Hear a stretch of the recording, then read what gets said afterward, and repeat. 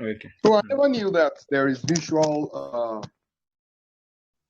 stuff on Telegram. Telegram. Yeah. It's a new feature. It came this year. Oh, really? Wow. Yeah. It's an amazing feature. Okay, so let's share my screen. All right. We are going to, I don't know if I should go. Should I tackle the yesterday's project? I think that's where the focus is on right now. Or what do you think? What do you suggest?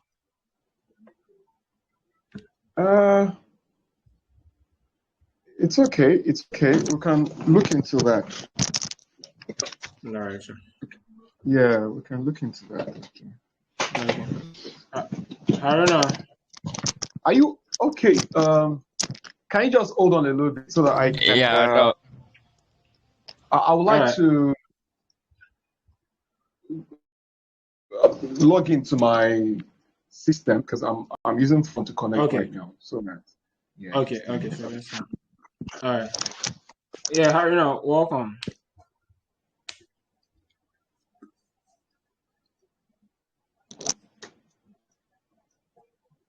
Haruna.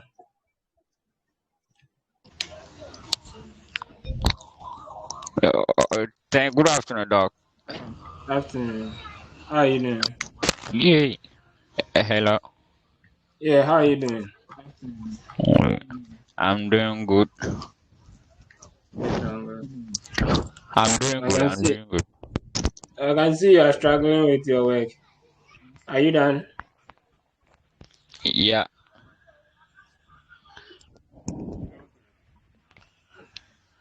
Doc, I can't hear you. The work? Have you finished the work? The article. No, I mean, yeah. I'm ALX done. right now. Okay, sure. I'm done with it. All right. I just went into the group and I saw you were complaining in the group, so that's why I'm Yeah. asking. Okay. So what were the challenges that you were having? But that one, the professional distance, I read the distance, I choose those questions, and then Like, and I they are didn't hear giving that. me errors.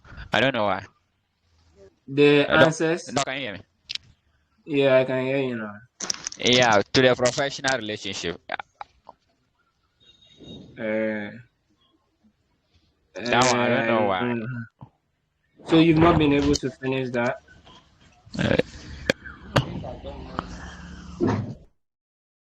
Yeah, I've not finished that one. Okay. So I keep saying that for the quizzes, I always keep my answers in that Google Docs. So if you are struggling with it, just go to the Google Doc and get the answers from there. Okay. All right, sure. Yeah, Smith, are you done? Just a minute. Okay. So you when you are done, you are listening. Let me. Okay. All right. Harina. So how Yeah, far? Doc. How is it going? For the distance, yeah, I'm trying. Let's see, I'm trying. Okay, that's fine. All right, so I just made my mind. I was writing my distance, the article. That's why I haven't opened it today. So I just said maybe after the article that I'll start that one. I downloaded some tutorials to watch. Okay, that's fine. I think what is important for, like, I think C programming is like the basis of all other programming. So if you are able to learn and understand it very well, it's a bit difficult, okay, because it's more low level. Like, even though it's considered a high level language, but relative to the ones that we currently have, that is more low level. That is more closer to the machine language than the rest of the languages. So if you understand and are able to use the C, when you move on to other languages like Python, it becomes easier, right? Because with C, especially with declarations and like there are things that you have to specifically tell your computer to do in C, but when you move on to other languages, it's not like that. And other languages too are more friendlier. Okay, so what we are doing right now, especially with using Betty, is forcing us to follow a routine that will help us to easily adapt to any programming language at all.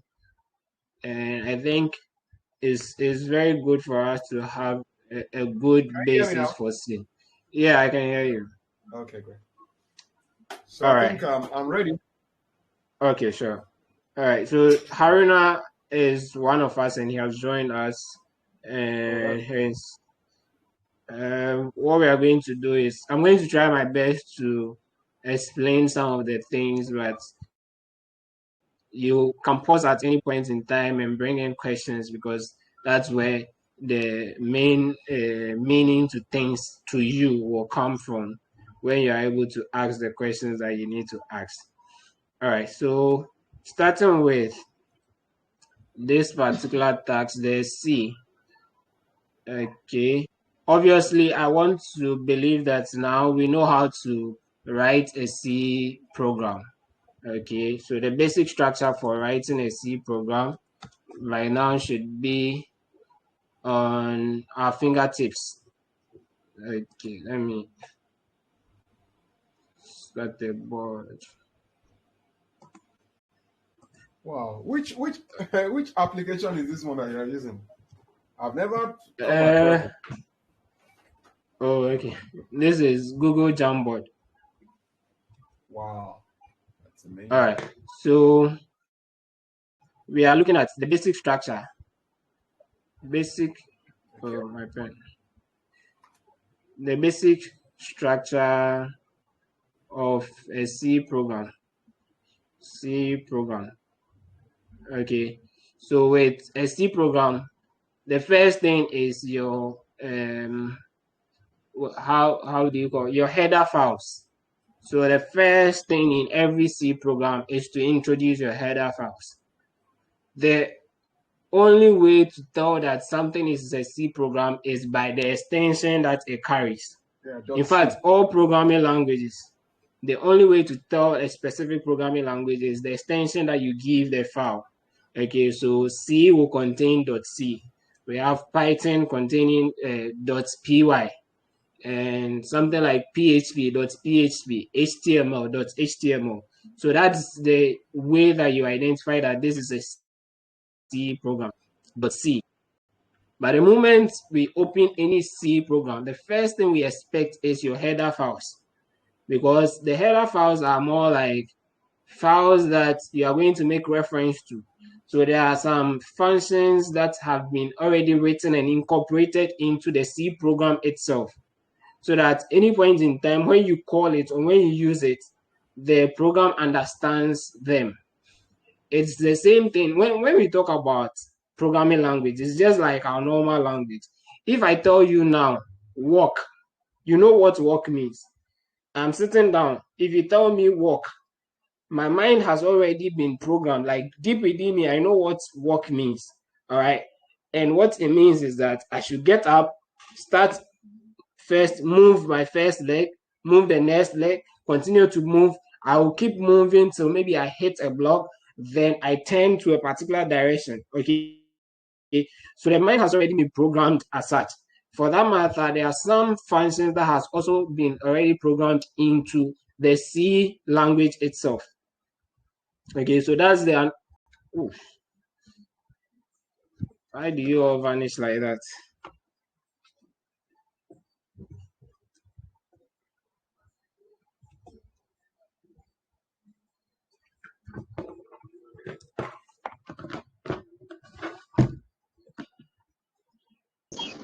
Okay, I'm with you. I mistakenly logged myself out on the system. Oh, okay, I see. All right. So what I was doing was I was trying to draw a relationship between how the C program works and how the human also interprets languages. Okay. So at any point in time, you can create new functions. For now, the two of us can decide that, okay, anytime I say, let's say, go, anytime I say go, it means do this, that, and that. The two of us can decide on it. And anytime we meet and we say that one, only the two of us understand. Okay. So we can create new functions for ourselves. But aside that, there are functions that has already been ingrained in us because we've learned over time. It has been captured in our mind already. So when it comes to C programming, those functions are the ones that have been captured into the various header files that we are going to be using. Okay. All right. So an example here would be, say, Printf. When you use Printf, the program already understands what Printf means. It says that, oh, it means that I should print out whatever I've been given to the standard output or the screen. The program already understands that. And I used an example in humans that if they say work, you know exactly what they mean by work because you have been ingrained with it, like you've learned it over time. So right now, as I am sitting now, if somebody tells me work, I know the first thing I have to do is to get up, then start moving my legs. Okay, so I already know this. For that matter, we always have to incorporate our header files into our C program. So very, very important. And we do that by using the hash symbol to include them. Okay, so for now, because we haven't done extensive stuff, the header file that we are using, which contains the common things that we'll be working with, is the standard input and output dot header files. So all header files end with .h, telling you that they are header files. So for your C program, you need to start it by writing the hash include, then the standard io.header files. Then another important thing is that there is a function in C called main. All right, there's a function in C called main. And we will later learn about functions. So this will make sense after we learn about functions, okay? But for now, all you need to know is that there's a function in C called main. And this function encapsulates every other thing that we'll be writing for our C program. If you write anything outside the main function, it's not going to work. What it means is that C does not understand any other thing put outside of main. If you put anything outside of main, it doesn't understand it. So you need to incorporate all your commands that you are going to give C inside main. That is only when it will understand. So we declare it by saying int, which we will understand later when we learn about functions in C. Then we pass an argument called void. All right. Then the indentation in C is very important. In fact, in almost every language, indentation is very important. Some are friendlier. Some languages are friendlier, so they don't restrict you when it comes to indentations. But in C, it's very important. How we indent this is a function. Anytime you have a function, you have a function is expressed as this. Pay attention to this one. In any programming language at all, any programming language at all that you get, you have the name of the function. So name of the function, then you have this bracket. Then if there are arguments, you pass the argument inside the brackets like that. Then you have your curly brackets. So for every programming language, that is the structure of a function. The name of the function, brackets, then your curly brackets. Okay, and look at how they are indented. The name of the function or whatever you write for the function, right below it, you have your curly brackets. So that one, you don't indent the curly brackets. It should be right under the very first word that you wrote on that line where you mentioned the function. but the content of the function should be indented at least one tab away. So it should be pushed at least one tab away for the content of the function. So when we take our C main function, we start int main. Okay, integer is just telling us that whatever this function is going to return is an integer. Mind you, when we learn more about functions, you understand the purpose of return. Okay, but in this case, for now, we are always going to return 0, and 0 is an integer. So that's why we declare that our function is going to work as an integer. That is, it's going to return an integer for us. So you open up your brackets, then you have a closing one down here. Okay, but on the same line as this one, should be on the same line. Then the content of it will then be displayed one tab away. So that's the indentation. One tab away for the block or the main block functions will be in here, or content will be in here. Okay. So at least, yes. Do you have any question or something? No, I'm following. I think the question I would have asked is the integer and the variables. What is the difference between integer and the variable? Okay. All right. So when you talk about variables, basically, as the name suggests, they vary. Okay. So variables are just containers that we use to contain certain integers, characters, anything at all. You can store it in a variable, anything at all. So in human life, it's just like I've given you a backpack. You can decide to keep a laptop in a backpack. You can decide to keep your books in there. You can decide to keep your phone, like anything you choose. Okay. So at any point in time, you can say that this black backpack that I gave you contains a laptop. Then next tomorrow, you may have taken the laptop out and you would have given it maybe a book. So now it's containing a book. Okay. But for C, it says that anytime you are going to assign a variable, you have to tell us explicitly what type of variable or what type of content you want to put in there. So if you are going to assign a variable, say backpack, that's the variable name, tell us, is it going to contain books? So that the program knows that I am only accepting books in this backpack. Any other thing apart from books, I won't take it. Do you get the concept? Come again. We do for C, you always have to declare the type of data you want to store in your variable. I said a variable is a container.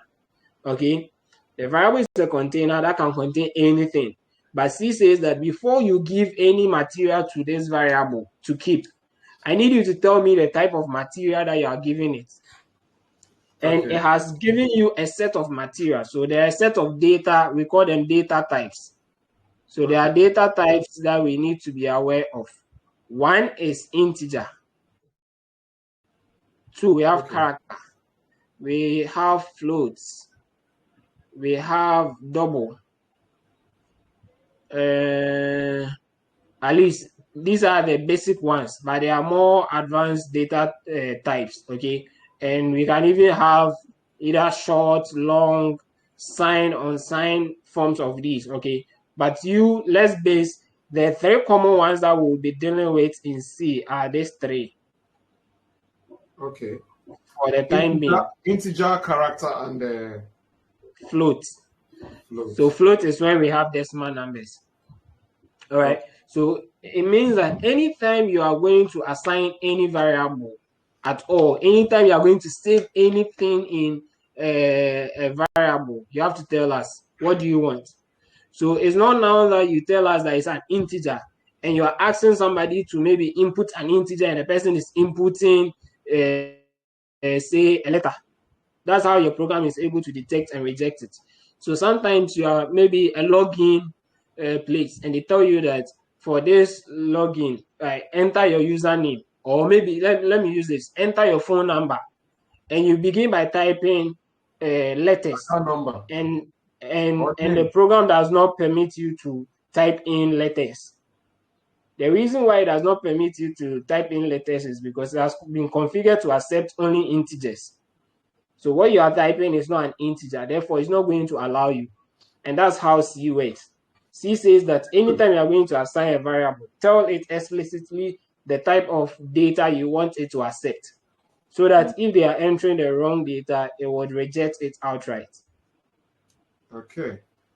All right, so that is with the difference between the integer and the variable. The variable is just a container that we keep things in, but the integer is a data type that tells us that everything we are expecting from this should be an integer.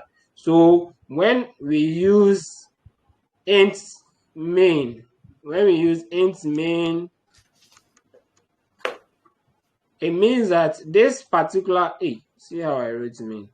This particular main function, we are expecting that whatever it returns should be an integer. So if you end up writing a program and your program is returning 0.12, it's not going to run, because you stated that your main should be an integer. So it is expecting that it will be a whole number here and not a float. And that's what we do with our main function. Main, for now, will always go with integer, and we are always going to return 0, which is an integer, so that we don't have a problem with that. Always return 0. So if you see the solution you provided for yesterday's work, every single one of them, you have return 0 as the last bit of your program. Return 0. But that return 0, excuse me, that return 0 is on another line. Yes, right? It's on a separate line. Okay. So whatever be the case, it has to stand on its own. Okay, so the structure is like this: int main void, then we open up.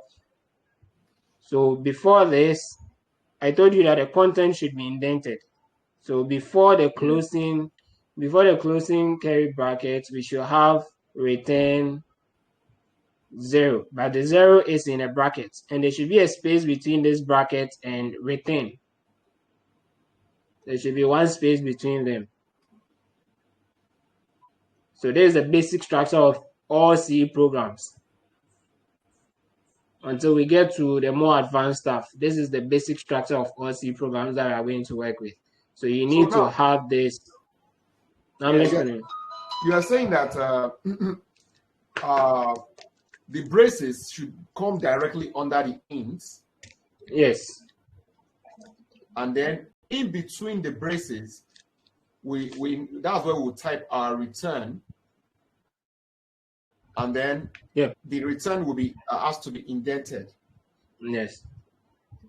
Okay. In fact, any content inside the braces should be indented. Okay. Okay. So, all right. Let's give an example. If we want to use, let's say, we want to print out something, it means that we'll have print F here. Okay.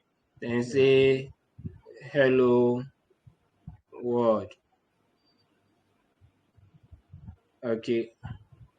Then, sorry, I forgot this is very important in C. Your how is this one even called? I've been forgetting the name. Semicolon. Yes, your semicolon is very important. Okay, to show that you've ended a line. Okay, let me be quick to add that semicolons are not added at the end of a line beginning a function, so you don't need to add a semicolon here. Okay, right. So after the main function declaration, after you have said that main void, you don't need to bring a semicolon here. It is wrong. Okay. So after any function at all, in fact, like when we learn about functions, you'll be defining your own functions. But what I'm saying is that any function at all you have, don't bring the semicolon. The semicolon will come in when you are dealing with your statements. Okay, the statements, outputs, and the likes. Those are when you bring in the semicolons. We will get to see more of it. So let's not bother so much about it. Okay. All right. Yeah. At least now we know what this is. Let me go here. Say this is an online compiler that I've started using and it's very good.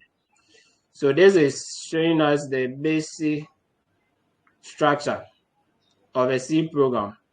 So we have the include the standard io.h, that's a header file. Then int main, we can decide to put void here. Then you see there is another way we can write our return without the bracket. So you can decide that you put the bracket there or not. It is all acceptable. Because it is a number, it's acceptable. Okay. So this program here, see the indentation. For this, I think one thing that we should know, see where the curly bracket is here. When you see it like that, it's not necessarily wrong, but Betty will not accept it. Betty says that we should go to the next line. Okay, should go to the next line. But as I said, the essence is that anytime you have a function, you have the name of the function followed by the bracket, then your curly braces. So in fact, you could say that your function is, let me declare something. Let me say int my function is this. Sorry. So I can declare this is a function and it should be acceptable. But the way they are teaching us to structure our code, they are saying that instead of doing something like this, just send it to the next line, send this to the other line as well. Okay, that's how they are teaching us to keep our codes clean. All right. So that's the structure. Let me ask a question, please. All right, sure. My question is this. Int is integer. Yeah. Main is a function. Yeah. Is a function, and then stdio is a function as well. No. No, right? So it's what is stdio? That is like a name of a file that we are importing. So all that you are saying here is there is a file that has been created inside C. Okay, that is called stdio.h. That's a file that has been created. It contains some code in it. We don't need to know what it contains, but we know that we will need its help. So we are just importing it into our work. That's why we are using include. Okay. So going forward, there may be times that we will be including header files that we have created. So we can create our own header files. That I want to simplify things for myself. So just as I was using the human example, that the two of us can decide that anytime we say go, it means a specific thing. Let's assume that anytime we say go, it means write your name. The two of us can agree to that, and whenever we meet, we use it. You understand, I understand. That's all that is important. Okay, so that's what is happening with the header files. There are some set of code in there that we have declared things, and anytime we import them or we include them in our program, we can use the functions in them. Okay, so there are functions inside them that we can use, and one of them is printf. So without this file here, C wouldn't understand what printf is. So yesterday, if you realize, when there was one of them, I think it had to do with a random number. It was giving you a problem because you didn't include the standard library header file. There was a problem like that. I don't know if you I remember. So it's because the rand function is inside the standard library. So without the standard library, your C program doesn't understand what rand is. You would have to include it before it understands. So that is the role of the standard libraries, the header files. That's the role of the header files. So they contain some instructions. Yes. Okay. So now this main now. what does it do for us? Okay, so just keep it in your. Because the other time you said, if I understand you clearly, you said everything we are doing inside C is under main. Yes. All the code that you will be writing should be within the main. So the main is like the main container that contains all the C program that you write. Everything should be inside main. Okay. So it's like a container that will contain everything that you write about C inside. So if you put anything outside, C wouldn't understand it. When C is coming to interpret, when you are compiling, what they are looking for is everything within the main function. So if it is not inside main, it's not part. Okay. So you can't go and declare a variable outside main. You can't go and use a function outside main. Every one of them has to be within main. The funny thing is that...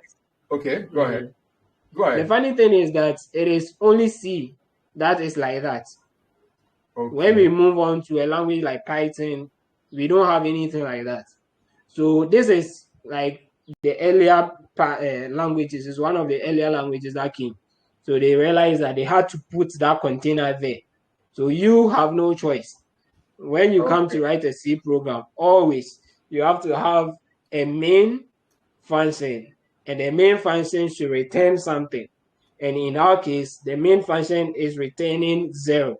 So it's an integer. So we say int main, then it should return 0. Those are the major parts. So the meaning, in other words, the meaning of that void is 0. Yes, it's empty. Void is empty, like 0, nothing. Okay, that's what it means. Okay, yes, no. I don't know. So the main number come with the int. Yes, in our case, int, right? Yes, for now, all the programs we are going to work with, main will come with. No, for now, all the programs we are going to work with, we are going to return 0. So it will come with int.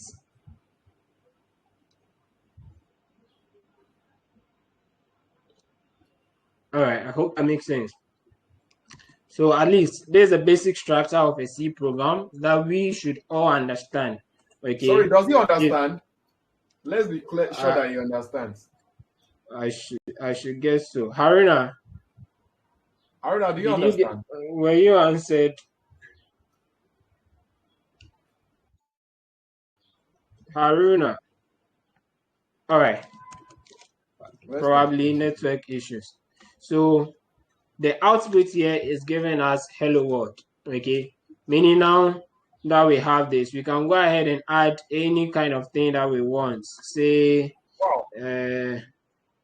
let's say print if, let's print something else as well. Say my name is, okay. Then go ahead and run this again. All right. Wow. But there's a problem here. Okay. Yes. This your visual editor. Is it a web-based editor or something you can download? Yeah, it's web-based. It's web-based. Okay. I only discovered it yesterday. Right? Yeah, programming. Oh, wow, it's so and it works by default. You don't need to set anything. Dog, I'm not getting anything. My network is disturbing. Your network. Oh, okay. Oh, so sorry. I'll have to leave and come back. Okay. Okay, that's fine. All right. So this is actually for a lot of programming languages. So there are different programming languages. This is Python up here. This is C. This is C++, Java, C#, JavaScript. Then this is SQL. So you can choose the one that you want to. No. It's all. Does it have any setup? No. Okay. It's online. So which means you just need to register. Is it that you need to register, right? To register. Once you get to the URL, I'll send you the URL. When you click on it, it'll take you. I'm already there. Oh, okay. Yes, so that's all. I'm seeing join free. Oh, really? I haven't created any account with them. I just use it like that. But did you just go to programmers? Because you can get to the. I just went to. I just went to programmers.com /c -programming /c-programming then /online-compiler.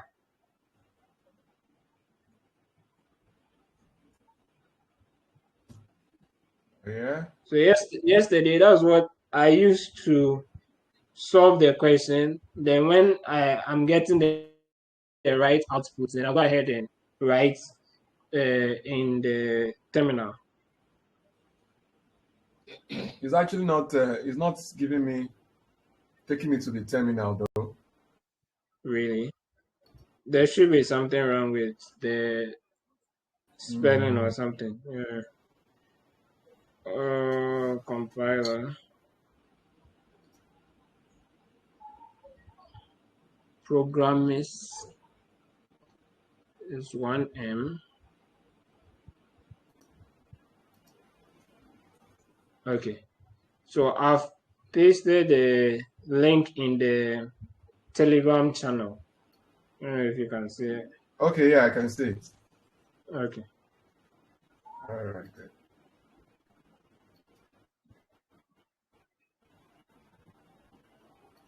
Okay. It's coming on. So let's just continue. Wow, thank you. All right, sure. Welcome. So the problem we are seeing here is that I'm there now. I can see it now. Okay, good. We have two print-out statements, but unfortunately, they are going together, and that is one problem with printf. Printf needs to be formatted, otherwise it will jump everything together. Okay, so we need to format it, and we can use the new line separator to do that. Say, once we bring the \n, then it pushes it to the next line. So right within here too, we can have something like declaration, variable declaration, and we'll say that maybe we want to pass a variable called age. Okay, so there are two things. There is declaration, variable declaration, and there is variable initializing or initialization. What it means is that if you are declaring a variable, you are just saying that, hey, I'm going to be using a variable like this. Okay, so age. So this that I've done here is just a declaration. I've declared that there should be a variable in my program called age. I've not assigned any value to this variable. So I've just brought a container. Okay, that's all I've done here. And this container should expect to have integers in there, only integers, nothing apart from integers. So that process is called variable declaration. Okay. But in the process of declaration, after declaration, we can do what we call initializing. That's give an initial value to your variable. So I can go ahead and say that age is equal to 20. I can say this. And what I've just done is giving the initial value to the variable. So initializing, okay, or initialization. These two steps can be put together. They can be put together, and when they are put together, it's going to be this way. As simple as that. So you can do declaration and initializing together on the same line. And that's also acceptable. Okay. That is done when you know the value that you want to give that variable, even though it can change after some time in the program, in the course of your program. But you know the starting value that you want to start with. So you give it the value. But when you don't know the starting value, you can always just declare it and later assign a value to it. And do you have a question? No, go ahead. I'm good. Okay. We use the equal to sign. This single equal to sign that you are seeing is called an assignment sign. So in essence, in programming, when you see an equal to sign, it's not an equal to. It is an assignment sign. That's why I'm able to say age is equal to 0. It doesn't mean I'm saying in mathematical or logical sense, you would have said that this means that the value of age is equal to the value of 0. But that's not what we are doing here. Here we are assigning. We are just saying that anywhere you see age, just put 0. Put 0, okay. So that is assignment. So in programming, one single equal to is called assignment. Keep that in mind because later we will learn what equal to is. And if you don't know that, you become confused because you expected this to have been equal to. But this is not. This is assignment. Okay. Now that we have assigned a variable, let me make this 20. We can go ahead and print the age and say, so let's say my name is this and I am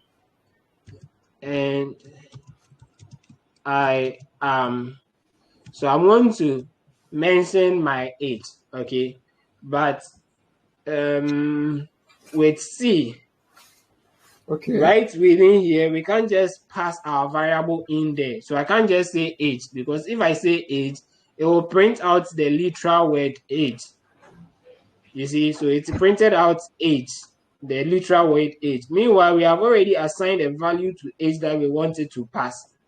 So if you want to do that, then you have to tell C that I want you to bring a value here, okay? But that value that we are expecting should be an integer.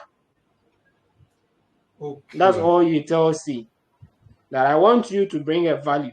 So don't just give me a literal letter there. I want you to bring a value that I have stored in a variable. And this particular value we are bringing is an integer. So I pass this integer formatter. That's the % sign followed by I. Yeah. Then comma, what is your I? The I is my age variable. Already, the program understands that I have assigned 20 to age. So anywhere it sees age, it is actually seeing 20. So the age that we have written here, C wouldn't see it as age because it interprets your program from top to bottom. So it would have met the age declaration and see, oh, okay, age is expected to be an integer. Then it came down to meet the assignment for age, and you realize that, okay, age is 20. So from now onwards, anywhere I see age, I have to replace it with 20.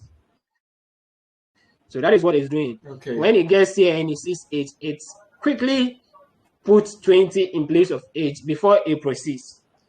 So we would write it as age because the reason why we use variables is that we don't always know that the age will be 20. Okay, if you always know that that age is fixed, is going to be 20, then you don't need to use a variable. The essence of a variable is that the value can change. This is if we are writing a program for other people to enter their age, assuming we will be requesting the user to enter their age. Somebody is 20 years, another person is 18, others are 17, 25, 30, 90. You get it? So we can't predict what age they are going to put there. So we can't just go ahead and write our own age 20 there. That would defeat the purpose of our program. For that matter, we give a variable. Then at the end of the day, we have to do something for the variable to accept the value that the user will enter, which we will look at later. But for now, all we are trying to understand is that we assign a variable to we assign a value to the variable. Then we can use it inside our program. Abel, Dr. Abel, you're welcome. Can you hear me? All right. Have you been able to finish your work? I'm posting our link to my group to the group. Can I? Okay, if they care to join us. Okay. All right, sure. Errol. Yeah, Dr. Robert. Have you been able to finish the work? The yesterday's task. Yes, yes. I was able to finish. Yes, yes. I was able to finish it yesterday. Okay, all right. So we will be going But through them pretty soon. I But referenced I referenced your work, so no problem. okay. Yeah, but what we just need. Is it the last time I told you? For because of time factor, it's Now I not need to bad for you understand. to. Now is the time to understand. So that's what we are trying to do right now. Yeah, Try and understand what's happening. Okay, so we are yeah, basically talking about the structure of a C program. And just a quick overview. We've yeah. discussed what this is. I don't know, but the video it's being recorded, so it will be made available in the group. You can always come back and watch the parts that you missed. Oh, Okay, okay. but this is the Yeah, basic that's structure okay. of a group, so a C program, and all it means is that we have these header files. Okay, that is something that C understands is like a file that has been created inside C that you are going to reference things from it. It's just like you referencing when you are writing your article. So you are going to write an article and you are using printf. Okay, but printf was written by somebody else. Okay, and when the person wrote printf, it's inside this file, standard io.h. So printf is actually a function that has been created within this file. It means that if you should run your C program without include standard io.h, it's not going to understand what printf is. So let's try running this. I think this compiler is fooling with us because ideally it's not going to understand what that is. Okay, what it means is that there are inputs that only come from this file, so you need to include that file. Very, very important. And going forward, we will learn about a lot of other files. We call them header files. That's why they end with .h. They are header files, okay? And those ones contain other commands that we are going to be using. So for now, we are going to be working with standard io.h. Let's stick to that. Then we've talked about the main function, which is the main container for our C program. So for every C program that you are going to write, there should be a main function. You declare a function. So in any programming language, okay, in any programming language, a function is declared as you have to have a name for your function. All right. So if I decide to create a function called my function, that is the name of my function. So in any programming language, any function should begin with a name, followed by the parentheses. Okay. Then you have the curly brackets, opening and closing. So that is the structure of a function in any programming language. All right. Hence, when we have our main is the name of the function that we are calling. We open our parentheses and we have our curly brackets, but they are teaching us a certain way of documentation, a certain way of styling our programs that we write. Okay, so they are saying that for now we should always write it this way. Forgive my writing. So we should always have it structured this way. All right, but for C, you always need to tell C the type of data you'll be retaining. Okay, so here we are going to always return, for the time being, we are going to always return an integer 0 until we are told to do otherwise. Once we are returning an integer 0, it means that we have to tell C that we are expecting this function to return an integer. That is why we begin by saying int main, then this, that, closing. Okay, so all we have done here is that we are declaring a main function, which is the container for all our C programs. So everything we are going to write will be within this. If you write any other thing outside this main function, C doesn't understand it. So if I come here and I declare a variable up here and say int age is equal to 10, C doesn't understand this because it is outside main. So anything you are going to do should be within main. For that matter, we have our main to be like the most important block for the program that we write. Always there should be a main function, and your main function should return something. For now, we are saying that it should always return 0. So return 0. That's all. Okay, so that was just a refresher, at least for those who have just joined. Let's get back, and we are going on with variables and assignments. And I said that there is what we call a variable is just a container that we can give values to. So an example I gave earlier is that this is a container, and when I give this to you, you can decide, you choose whatever you want to put in. Somebody can say, okay, this is a lens container, so they will put their lens inside. Another person will choose that, okay, I'll put my pen inside. Another person will put chalk inside. So we can decide what we want to put in. But C language is not that flexible. C language is saying that anytime that you are given a container, tell us what you expect for the container to contain, so that we can always make sure that it contains that exact type of data. So there are types of data in C that we need to be aware of.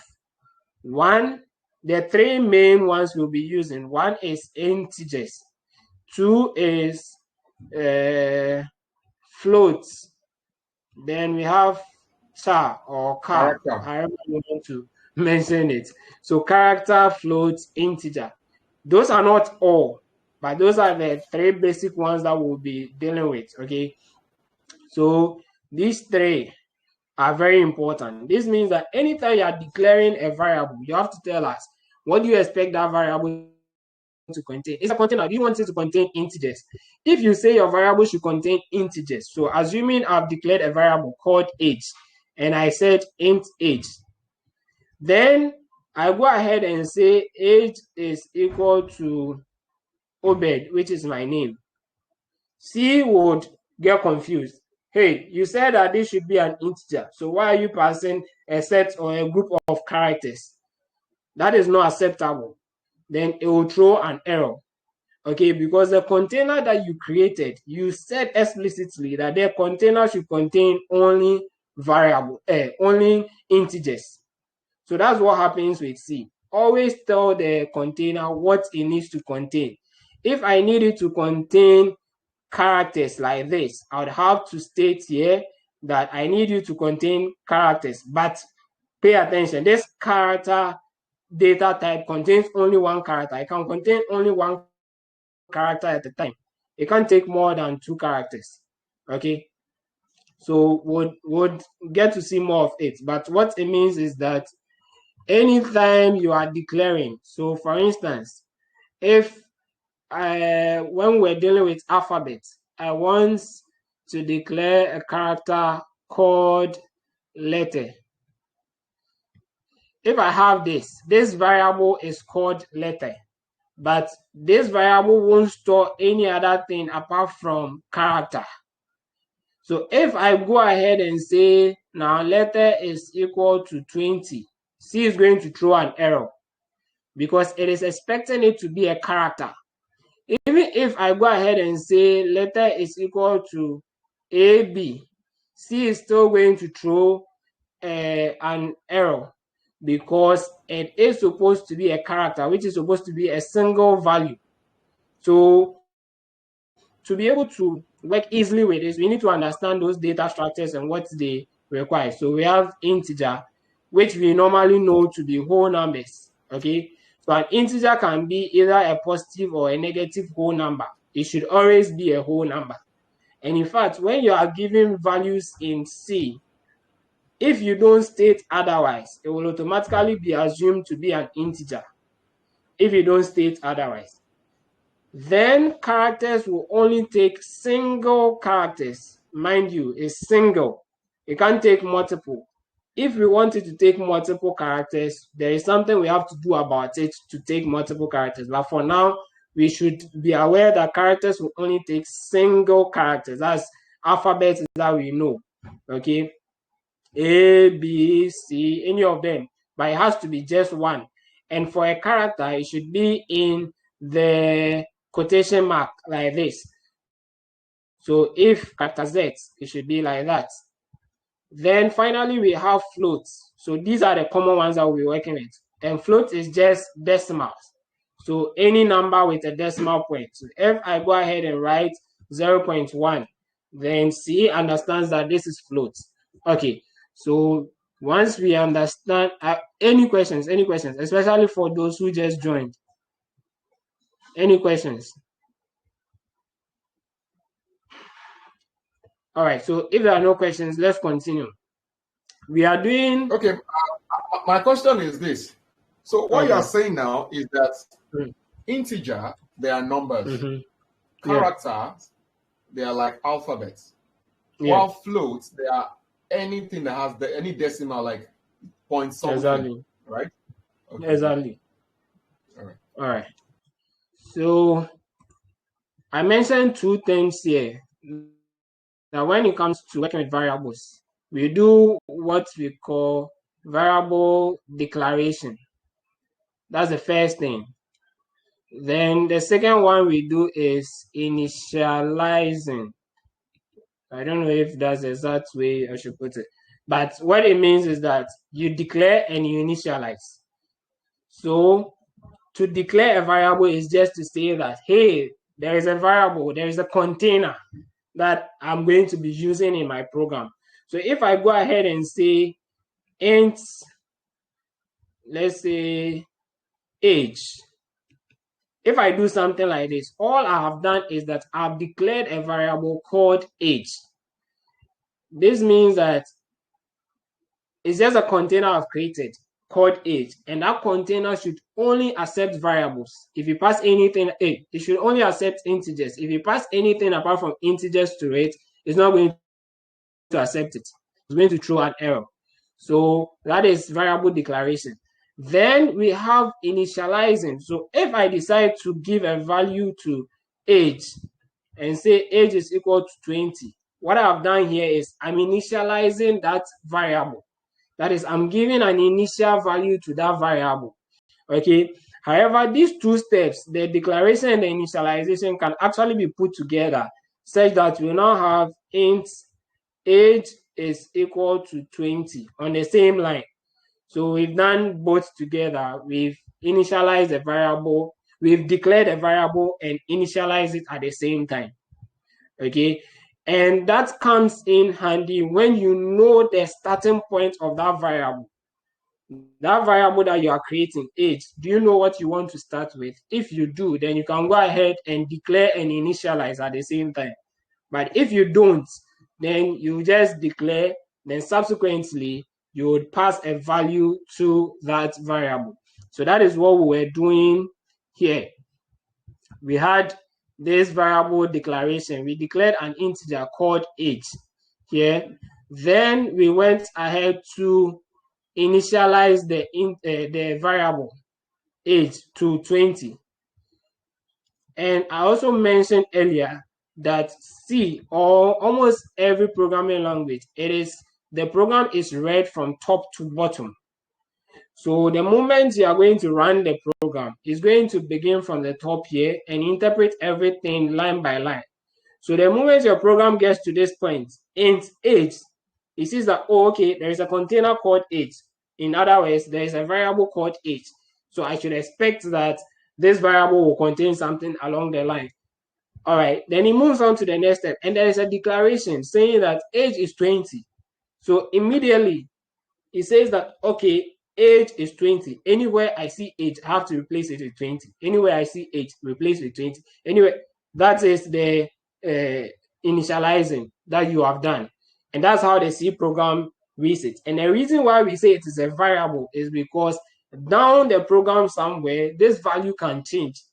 So now at number 7, at line 7, we can see that our age is 20.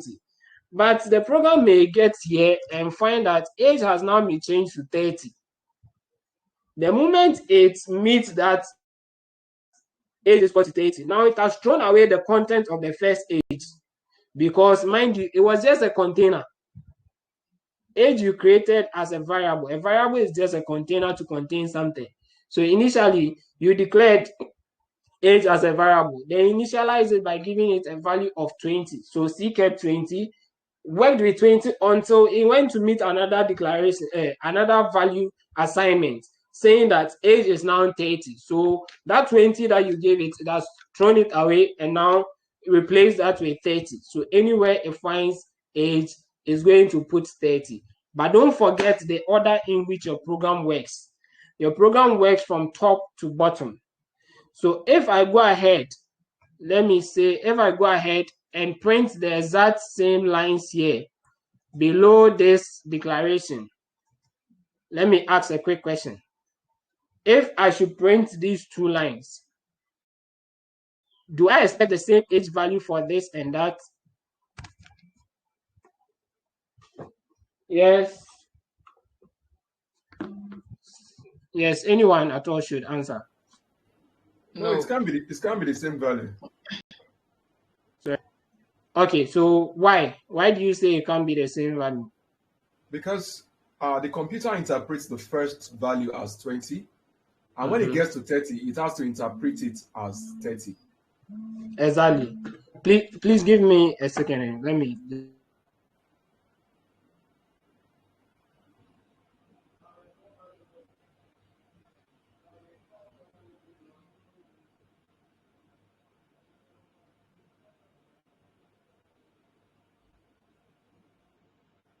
Yes. All right. Sorry for that.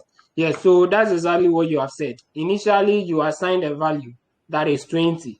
Then along the line, 20 changed to 30. So it has thrown away. It's just a container that's thrown away. It doesn't keep memory of what was there before.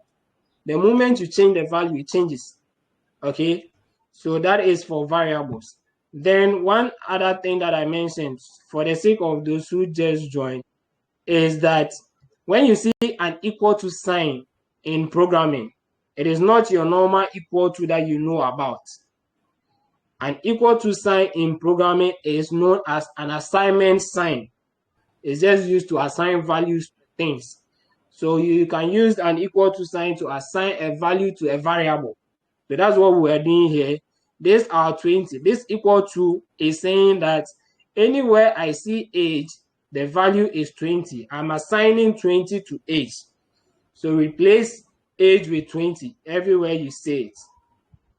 Okay.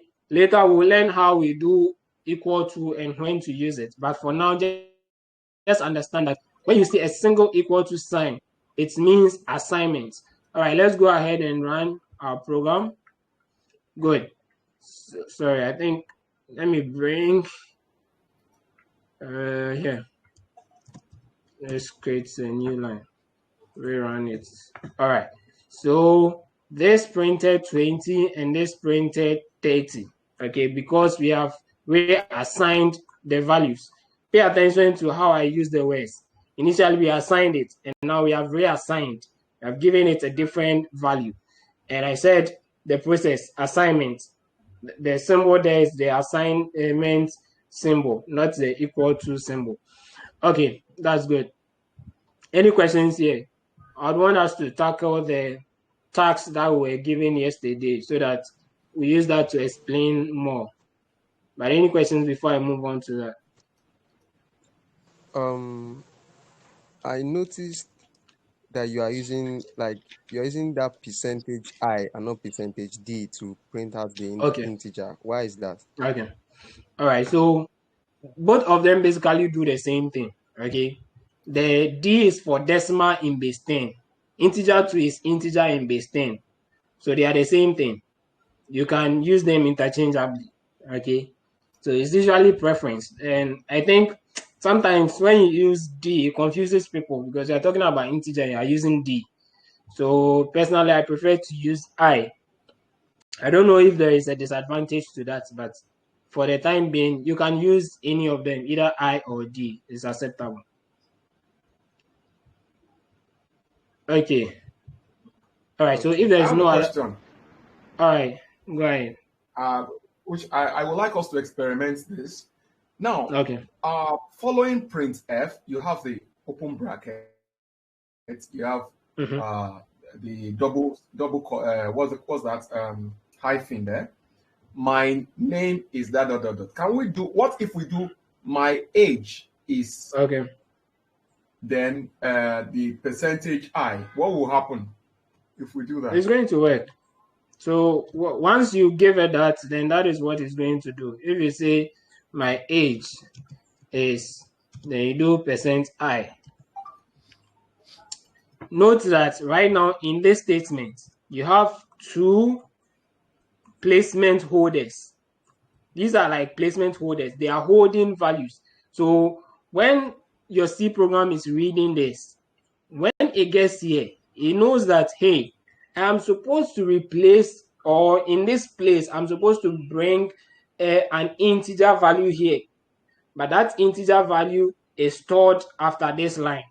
Okay, so here is going to move directly to this point and capture the value of this and replace it with that. Okay, but you still have another value placement here. So you need to bring another value, because there are two placement holders here, so you need to provide it with two values if you are using two placement holders. So it could have been that, let's say my age is in let's say the year that you were born. So if you go ahead, let's pay attention here. If I go ahead and do something like this, let's say 96, something like that. If I go ahead and do this, I'm going to get an error. When I end up using, let's say, year here, who can tell me why there will be that error? Why would there be that error? What do you think? Yes, I said when you want to work with variables, there are two things you do. You do declaration and assignment. Did I do a declaration in this case? No, you did not. There is no declaration, because I'm supposed to tell it what type of container or what type of data type it should contain, and I didn't. For that matter, C will throw an error. If it is other programming languages, they don't care. They will allow you to go, but C will not allow you to go. So we need to go and declare. Is it an integer? Fine. Now what I've done on that line is I've declared and initialized. So I explained that we can put them together on the same line. If you don't want it that way, you can do your declaration, then you initialize on a new line like that. Okay, so once we have this, let's say change this part to I was born in, then let's go ahead and run it. Okay, so I'm going to delete this part. Let's go ahead and run this. So hello world, my age is 20 and I was born in 1996. This makes sense because we have two variables. We have variable year, then variable age. Then when you come to our print statement here, so let me take the hello world out. When you come to our print statement here, we have my age is, there is an integer placeholder. So that means that that point is expecting an integer. Okay, and the value here will be gotten after the statement, after your string. So after you have done this part, okay, you can put as many placeholders in there, but it should be equivalent to the number of values you provide it outside. So if I go ahead and I introduce maybe another %I in here, it means that when I'm giving the values, I have to give 3 values. Okay, then the other two matters. The order in which they occur also matters, because if I do this, year, age, run it and see. It now says my age is 1996 and I was born in 20. Do you get what is happening here? Because already, like, we understand the variables, but your placement this part should be the very first one. So it should be in that respective order. This is the second one, so it will go for the second one. So make sure you don't mess them up in that way. Age will have to come before year. Any concerns? Okay. All right. I'm actually trying to emulate what you did. Okay. But I'm not getting the same results. Why is that? Like, what did you do? Okay, what I did is first include studio stdioh close bracket. On the fourth line, I have int main void. All right. Yeah. And then on the fifth line, the opening of the braces. Okay. On the sixth line, int age, then semicolon. On the seventh line, age equal to 30. All right. Okay. Then the next line is nothing is on the eighth line. On the ninth line, I have // write C code here. Okay. All right. Then on the 10th line, I have printf open bracket, printf open bracket, hello world. Close. Hello world \n semicolon. Close bracket. Hyphen, double hyphen, close bracket, semicolon. Then the next line I have bracket. Favor. Can you hear me? Favor, kindly. I'm coming. Let me mute him. Okay, continue. Sorry. Okay, so on the next line, I have printf brackets, double hyphen, I am a nice guy. Then \n, double hyphen, close brackets, semicolon. So the next one, I have printf brackets, double hyphen, my age is %i \n, comma, then double hyphen age. Okay. Okay. Kindly give me a minute. I'm coming, please. Like some few seconds. I'm coming. Okay. Okay, I think I've seen one mistake. What? Age is equal to 20. Okay. Printf.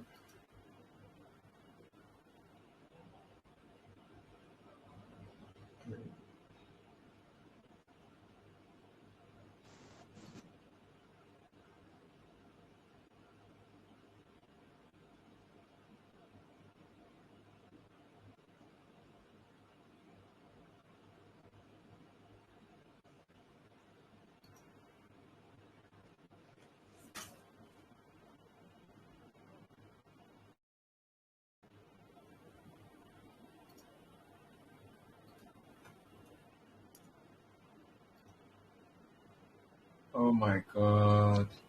Okay. I've seen the problem. Do you know? Okay, can we try? Can we try on your this thing? What was it?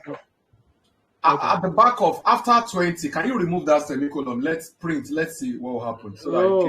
So that's one thing you should also pay attention to. That was the problem. So I want us to see so that others can see what happens when that semicolon is there. So at the back of 20, if you miss any of them, is a problem. That is it. You see those two lines. That is exactly what happened. Everything just scattered. So if you miss the semicolon, it's very important in C. I keep saying that, like the more reason why it's good to start learning programming from C is that it forces you to learn all these structures. Okay, so when you move on to the newer languages, it becomes easier for you because they are flexible. There are languages that if you don't include semicolon, JavaScript, for instance, you can decide not to include it. It won't mind you. Okay, but we need to learn the structure from the beginning, and a language like C is what will help us do that. Okay, so let me go back. I need you to also appreciate the fact that this could have been this way, and in fact it's better that way, because you shouldn't write plenty code like that. So we summarize it like this. Okay, now this should run good. Yeah. All right, let's go to our tasks. The very first one that we're given. First one says that this program will assign a random number to a variable n each time it is executed. Complete the source code in order to print whether the number stored in the variable n is positive or negative. So the question that we've been given here is for us to complete this part, whether the number is positive or negative. So that's all you are doing for that particular task. All they are requiring of you is check if any given number is positive or negative. So yours is that I'm going to give you a variable. All that you are going to do is tell me, is this variable positive or negative? So for instance, let's assume that it is the 8th variable that I've given you. Sorry, but you do not. That question, please. Sorry. So based on the question we have here, they have already written a C program that is going to generate a variable n anytime it is executed. Okay, so you are supposed to complete the code in order to print whether the number stored in the variable n is positive or negative. So that is what is requiring of you, that anytime you run the program, tell us, is the value n, is it positive or negative? That is what you are supposed to do. So I was coming back to the code that we're working with and saying that assuming this was... my question is this. Because I discovered that majority of most of us, our problem begins from understanding the question. Yeah. And then if you don't understand the question and what the question is saying, you can never ever answer the question. Because you don't even know what to do. So, exactly. And I also discovered that ALX, I don't know, maybe that's the way it is, but their questions are always very tricky and not direct. Okay. Now it says this program will assign random number to a variable. Yeah. Each time it is executed, complete the source code in order to print whether number stored in the variable is positive or negative. My question now goes like this. When you are creating a program, okay? Yeah, I'm listening. Okay, the program is supposed to be asking the operator the question, Abi. Not necessarily. So I understand what you are saying. So let me try and explain it here. One thing is that as a programmer, you are a problem solver. The problem can come in any form. You would have to dissect the problem and understand it. Okay, so that is the kind of training that they are giving us right now. That, hey, this is a problem. In fact, there are problems that you face that has never been faced by anyone, because maybe it's a new technology that you are using and no one is yet to use it to face that exact problem that you are facing, and you have to still figure out a way to solve it. Okay, so it is allowed, like you have to wrap our heads around it, but you should be able to read everything around your problem and make sure you have every depth of knowledge about it in order to be able to solve it. So there are details on the task that you can read to further understand what it's talking about. Okay, but what is happening here is that you've been given a source code, and when you go into the source code, what this source code is doing, even though it is your first time, you may not understand exactly what is here and the likes, but what this source code is actually doing is that it is assigning a random value to n. That is what it's doing. So in essence, it is just giving a variable n some assignment. It's assigning a value to n. Okay, but it's been done such that anytime you run it, it's going to give you a different variable. That is what ALX has done for you. And they are saying that your job right now is that this value that is going to be assigned randomly, we want you to write a code right here. Here, your code goes there. We want you to write a code in this particular location. And what your code should do is that anytime you run this program, check if n is positive or negative or 0. That is your work. So forget all the jargons, forget all the things that they've written in the program. Yours is that write a program. So in fact, we can ignore what they have talked about and set our own question. Our question is that write a program that determines whether a given variable is negative, positive, or 0. That is all. Okay, so once you understand the question like that, as you said, solving it becomes a bit easier. Understanding is like 50% of it, as they always say. Okay, and I hope by now we all understand that particular statement. We've been given a code that will generate a random variable for us. All we have to do is to tell whether that variable is positive, negative, or 0. So let's go back to our own work that we are doing. And we want to determine, assuming we didn't assign this value, we don't know that it is positive 20. We want to determine whether it is 0, whether it is positive or negative. Okay, this is where the algorithm that we learned comes in handy. Okay, so the essence of learning algorithm is to help us break down problems and solve it before we go to write code. So you don't always jump on and start writing code. You have to understand the problem at stake. Now, what you've been given is that you are given a variable. Say you have a variable age, and I've asked you. So let's assume it's not even programming. Normal life. I've given you a human being, a value. So let's assume Abel. I give you the value 10, and I tell you, is it positive, negative, or 0? How do you know that it is positive? How do you know it's negative? And how do you know it's 0?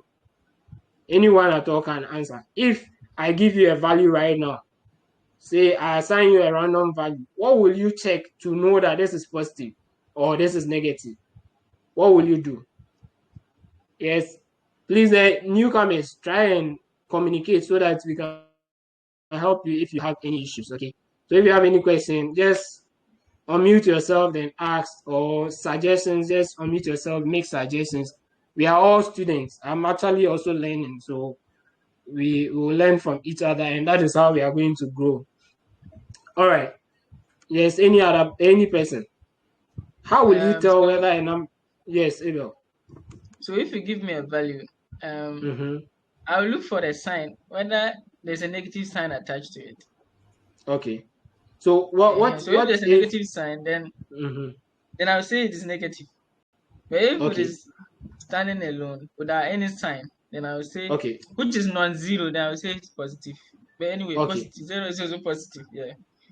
All right. So one thing that I want us to know from this is that anytime you are given a problem, there are several ways of solving a problem. So now Abel has told us that we are going to look for sign.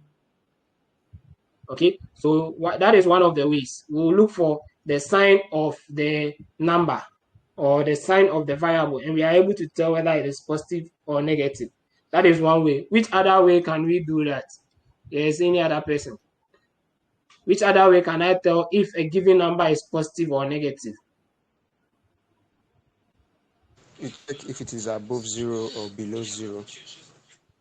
Exactly. So that is also positive. Any number below 0 is negative. Thank you very much. So that's also another one.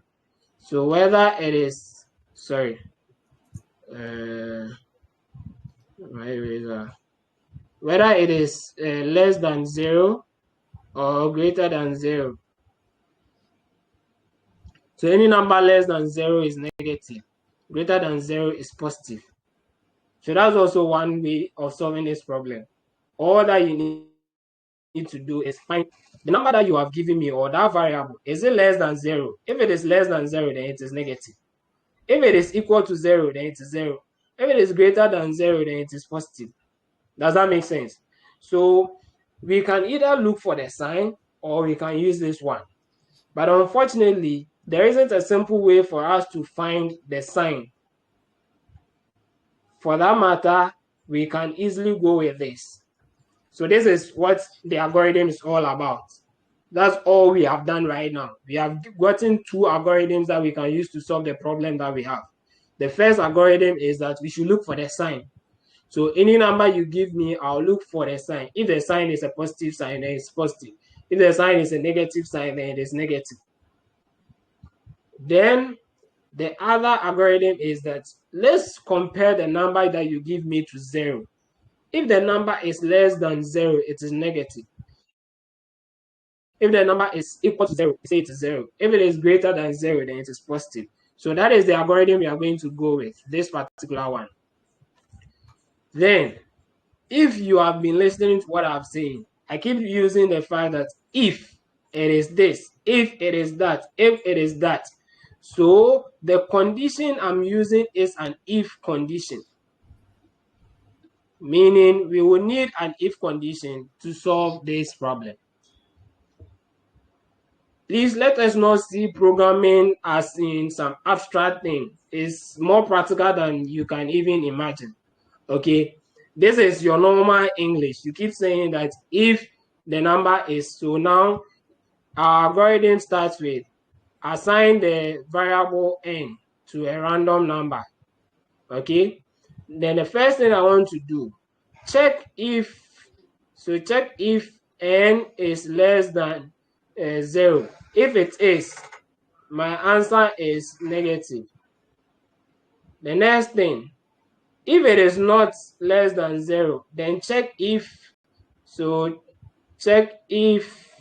n is equal to 0.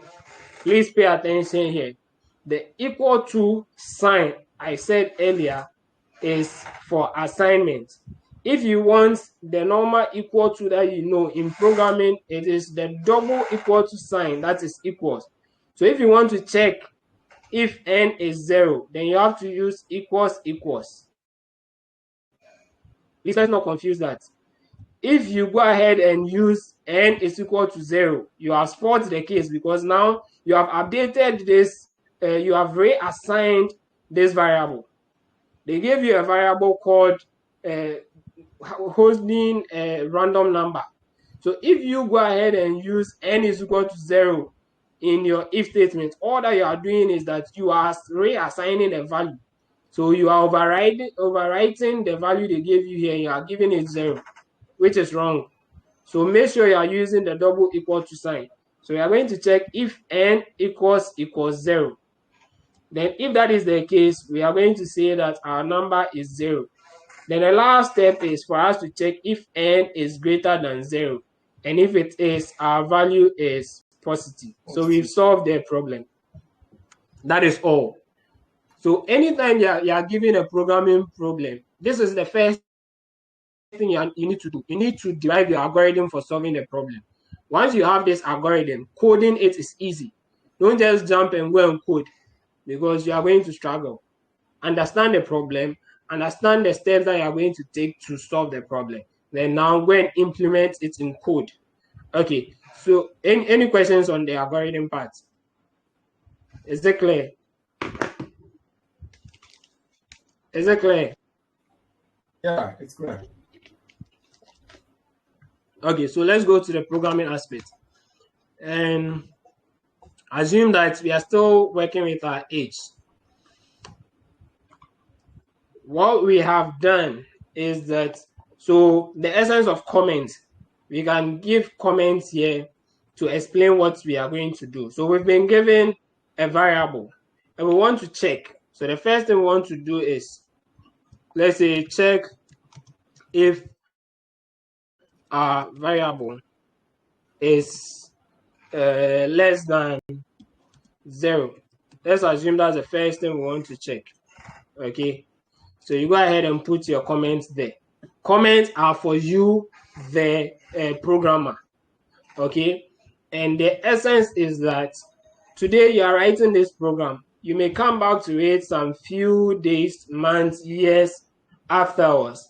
Would you still remember the reason why you wrote that block of code? If not, then you have to comment it.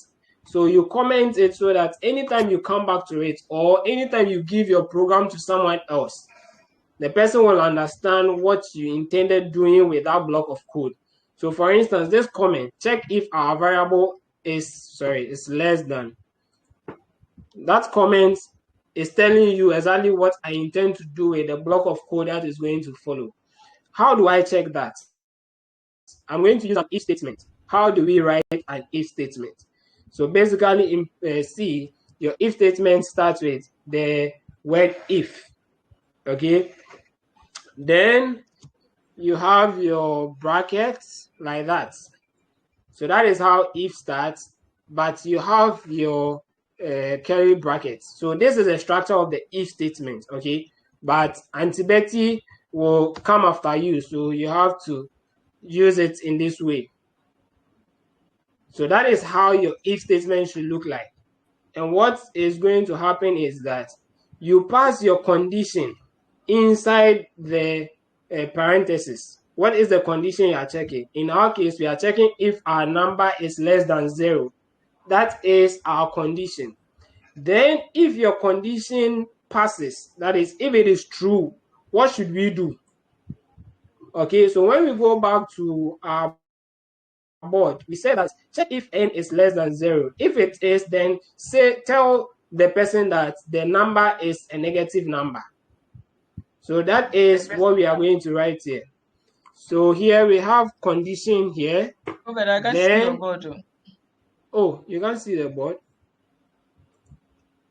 Okay, there's a way to look. Just click your.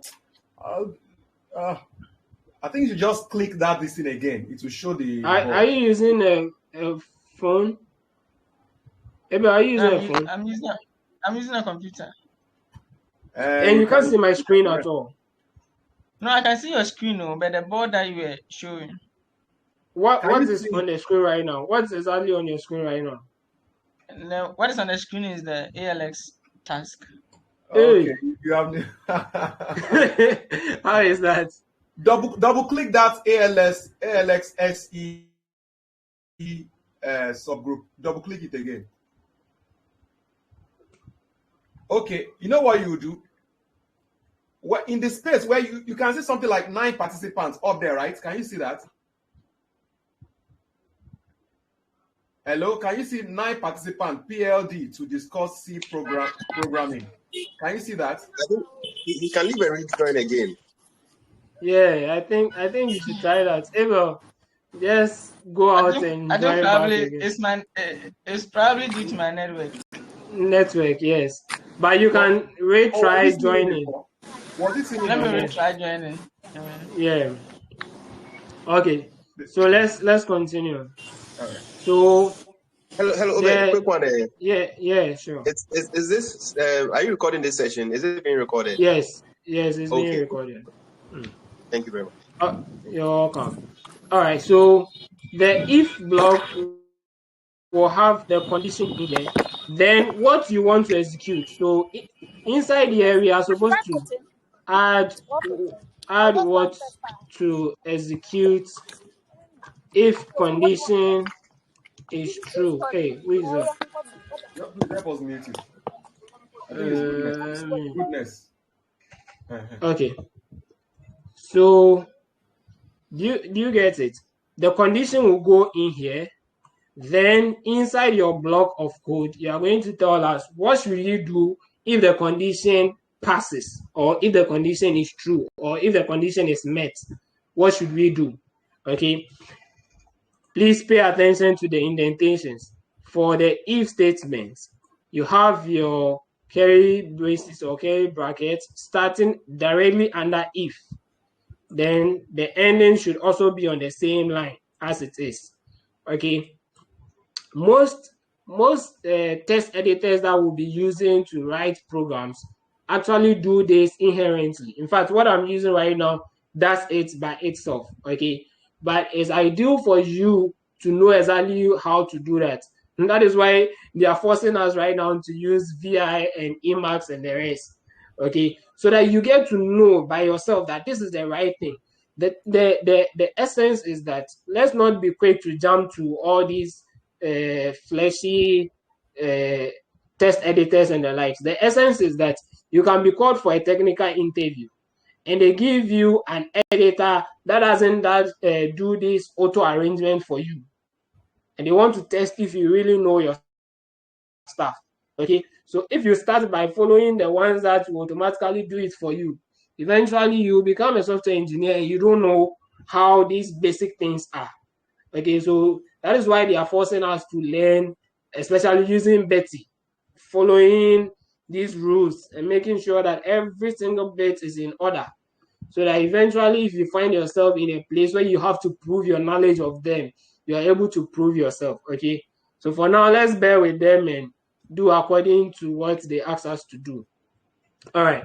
So our condition that we had was to check if our number or our variable is less than 0. Basically, the variable we have here is called age. So all we are saying is if age is less than 0, that is all. That's all the condition. If age is less than 0, what do we want to do? We are saying that if age is less than 0, we want our system to print that your number is a negative number. Don't forget your semicolon. Let me be quick to add that this doesn't have a semicolon here. Please pay attention to that. The if statement doesn't come with a semicolon. The reason is that the if statement ideally is supposed to be something like this. Supposed to be something like that. If you put the semicolon after that curly bracket, it's acceptable. You won't be penalized for it, okay? But the semicolon after your last curly bracket. Okay. Because I'm saying that this is the whole if statement. The if statement is this whole thing. So it is until you've ended it, you can't include the semicolon. So for now, when you're writing if statements, for the if statement itself, don't introduce a semicolon. Just note that for the if statement itself, don't add a semicolon to it. Okay. The same will apply to when we are using loops, for loop, while loop, they are the same thing. So you don't need to introduce a semicolon. But inside here, we need to introduce our semicolon here. All right. So if we go ahead and run this thing right now, it's not giving us any output. Why? Why are we not getting any output? Anyone to make a suggestion? Why are we not getting any output?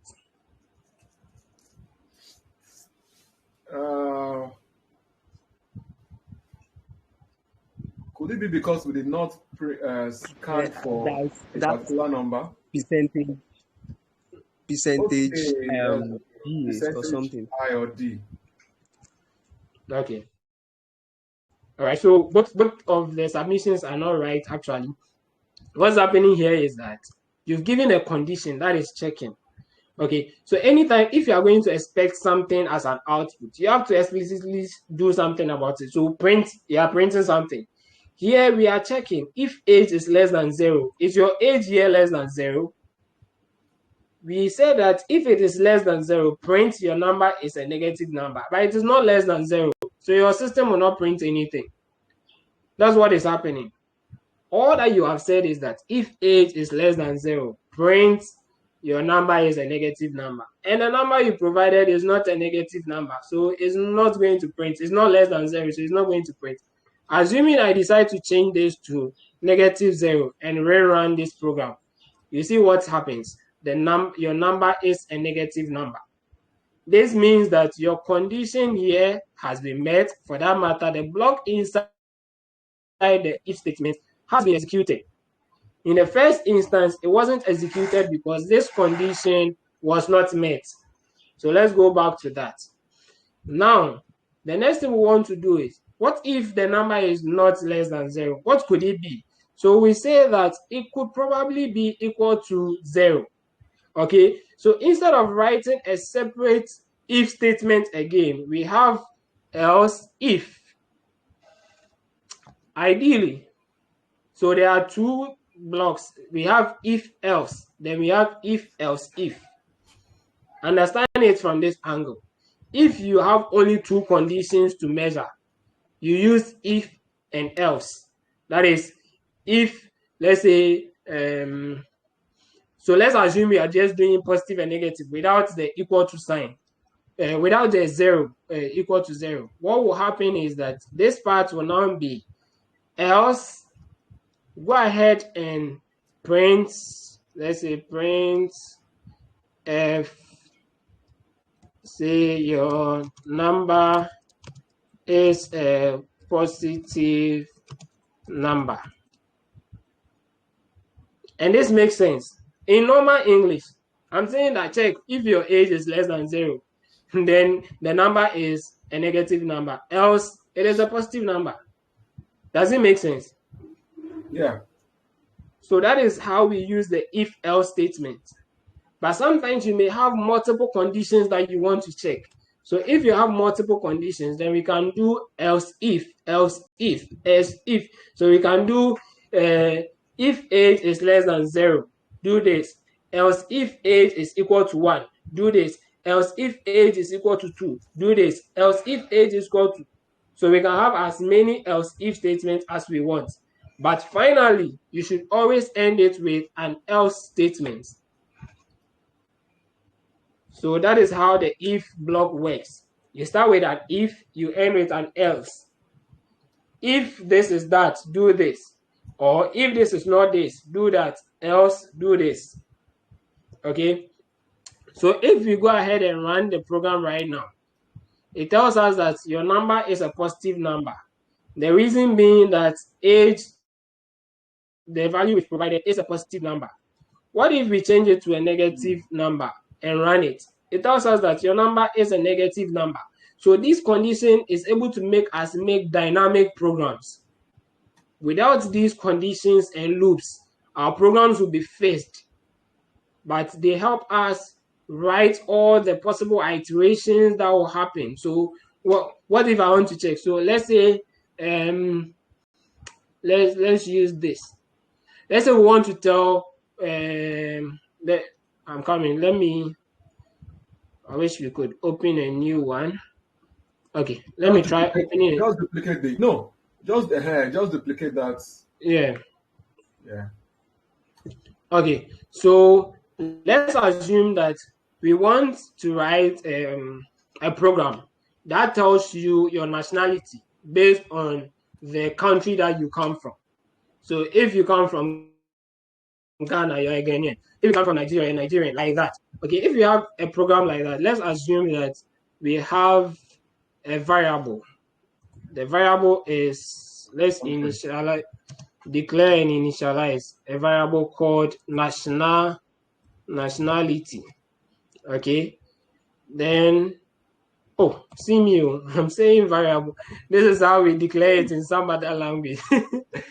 No, so okay, you for now, let's use it's car. Isn't it? Because that one has to be an individual, but I know what I'm doing. Let's use it like that. Let's still work with our integers, okay? So let's assume that we are expecting an integer. We can write a program that, let's say, each country is given a country code. Okay, that is an integer. That's what we are assuming. So what we can do is we check what your country code is. Okay, so assuming that, let's pass some comments here. Comments. Let's say Ghana is equal to 10. Nigeria is equal to 20. Mali is equal to 30. Okay, let me add a last one. Togo is equal to 40. since this is okay.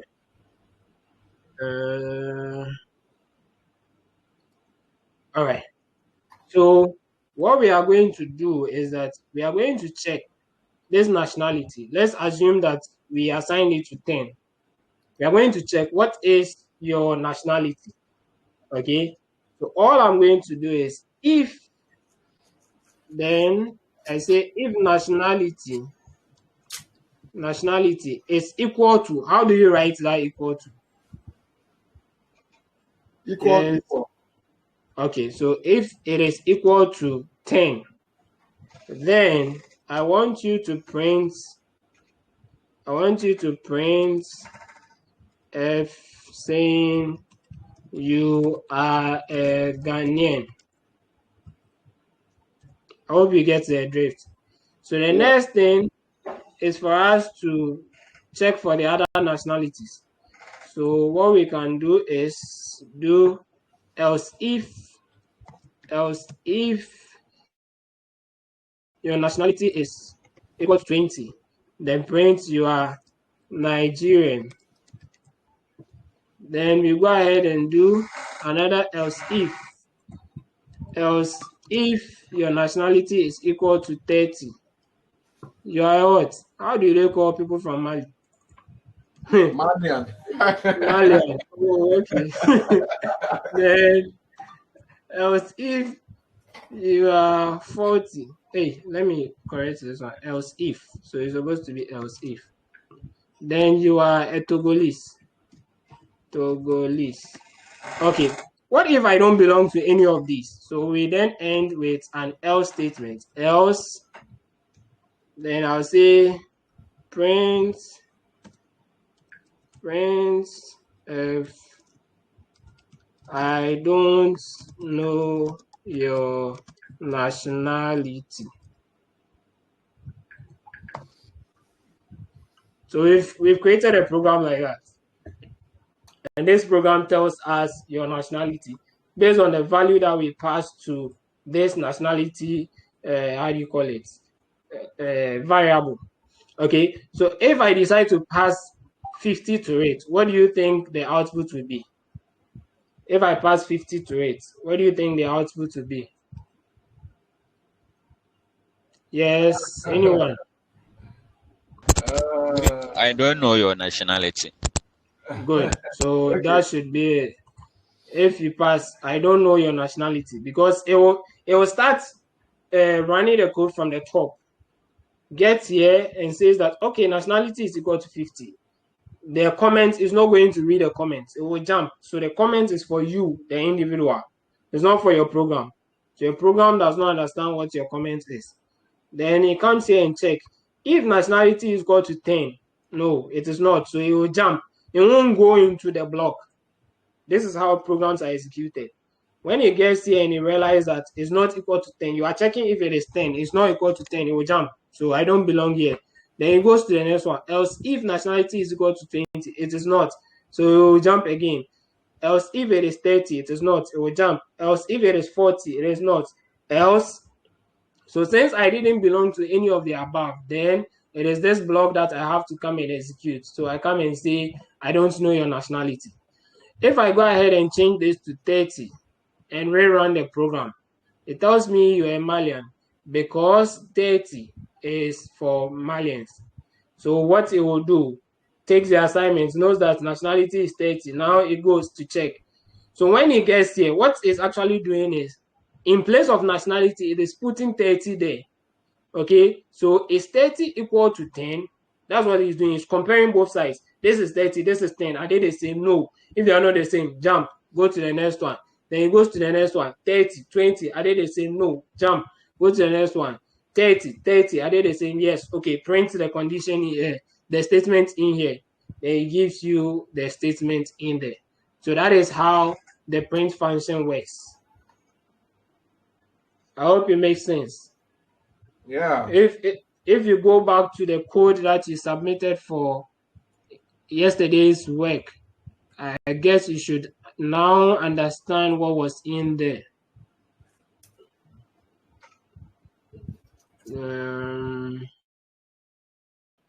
Was it yesterday's onwards?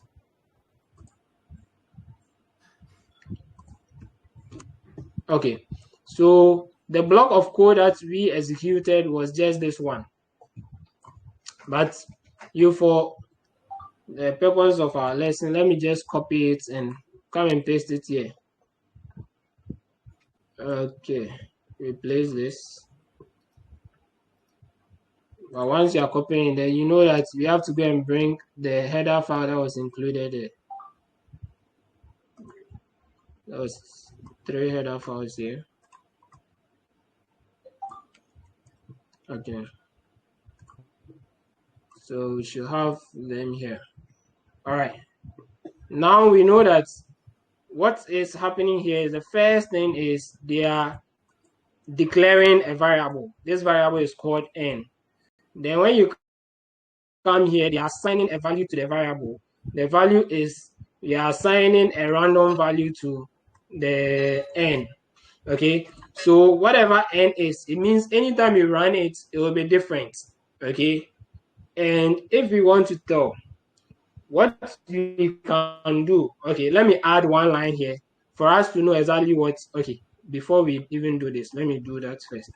So we want to print what n is. Okay, so let's go ahead and print our n. Print n. N is, then let's do our percent I, then pass the value of n. Okay, so when we run this, you see what it has given us. This is the first value it has given us. If we run it again, it has given us a different value. So that is all the program that ALX gave us yesterday. That's why it does. It assigns a different value to n anytime you run it. Okay, so your role right now is to tell whether this n value that will be assigned is positive, negative, or 0. So you go ahead and write an if statement to say that if n is greater than 0, please let's pay attention to this one as well. You see, in this particular one that I submitted, we don't have the curly brackets. Okay, so the question is it allowed? Yes, it is allowed if the block of code that you are going to write within the curly bracket is just one line. Pay attention. Ideally, this should be something like this. It should be in this way. This should also be that way. Okay, this should also be this way. That is the ideal way to present it. But if the line of code or the block of code you are going to write within the bracket, the curly bracket, is just one line, then you can go ahead and ignore the curly brackets. Okay, so that's what is happening here. If you're not familiar with the syntax, I would advise you to always go with the curly brackets. Always introduce them so that you don't get confused. With time, when you get used to them, you can always ignore them if the block of code within it is just one line. So we'll go ahead and run this program. What it's doing is it's first going to check if n is greater than 0. If it is greater than 0, it's telling you that n is positive. If it is less than 0, it's telling you that n is negative. If it is neither of these two that we've checked, then it is 0. Okay, so you see that there are different ways of writing it. So I could have decided to do if n is equal to 0 first. Then I'll do if n is greater than 0. Then I'll do else. Okay, so once you understand it, you can implement it in your own way. Let's run this and see. All right, what is it telling us? This is our first line that we printed here, saying that n is equal to negative this. Then now the statement here, else if n is less than 0, says that print the value of n is negative. So that is what you have here. Negative, this is negative. That's what is happening there. Okay, it's because I didn't include the so let's rerun it again. All right, this is what you have here. That's the first one coming from our print statement here. Then this coming from the condition here. Any questions? I think by now you should be conversant with the if block. Yes, any questions? Okay. You know, it will have been perfect if every one of us has this and is doing it at the same time to check what are the possible errors that could come up. But of course, there is always another time we can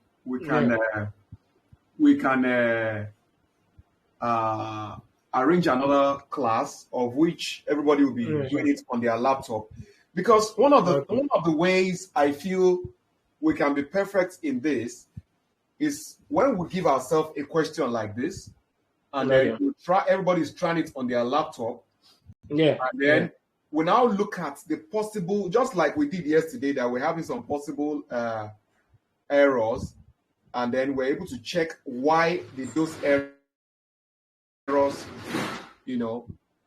appear or occur.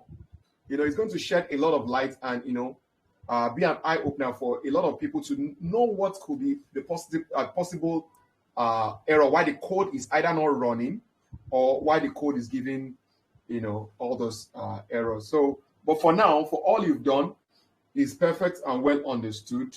I don't know for me, but I don't know if anybody has any question. But for me, I'm really fine. Okay, so let me give an assignment for us to try our hands on. Probably not right now, but in your spare time, you try your hands on it. Okay, then once we are all in the group, you can always put your answer in there. Yeah, just you can take a screenshot of your answer and put it in there. Okay. I think that would be cool. Secondly, right. So, secondly, this video, are you going to provide a link for it so that for reference? It will be in the group. The video will be in the group. Telegram. No, what I mean is, okay. Are we going to watch it on Telegram when you put it in the group? Yes, it's in the group as in Telegram. I don't know, but if you want, I can upload it to my private YouTube channel. Then I'll share the link. But that will be all the meetings we do are in the Telegram group. So anytime that you need any reference, you come to the Telegram group, you find it. Oh, that's fine. That's fine. All right, cool. So you can give us the question. All right. So this is we've started programming. So now you are a programmer and you need to solve problems for people. Let me quickly open a document and say the question. So your school that you attended have decided that their grading system, they want to computerize it and automate the process of grading their students. Grades are given based on mass scored. There is A, B, C, D, E, and F that they assign to students based on their performance, okay? So they are going to give you their grading system. Write a program that will be used to grade their students. Do you get a gist? Okay. Your school's grading system. So let's assume that of my school, which, if I remember correctly, was something around, let's say, 80. Was it 80? I don't even remember. But anyway, let me just use 80 to 100 is, let's say, an A. Okay. And say 70 to 79.9. Okay, let's deal with whole numbers for now. So 70 to 79 is a B. Say 65 to 69 is a C. Then 60 to 64 is a D. Then 50 to 59 is an E. Then we have anything below 40 is an F. So this is the grading system of a school. Grading system of a school. And this school has approached you as a software engineer to develop a C program that they will use to automatically grade their students.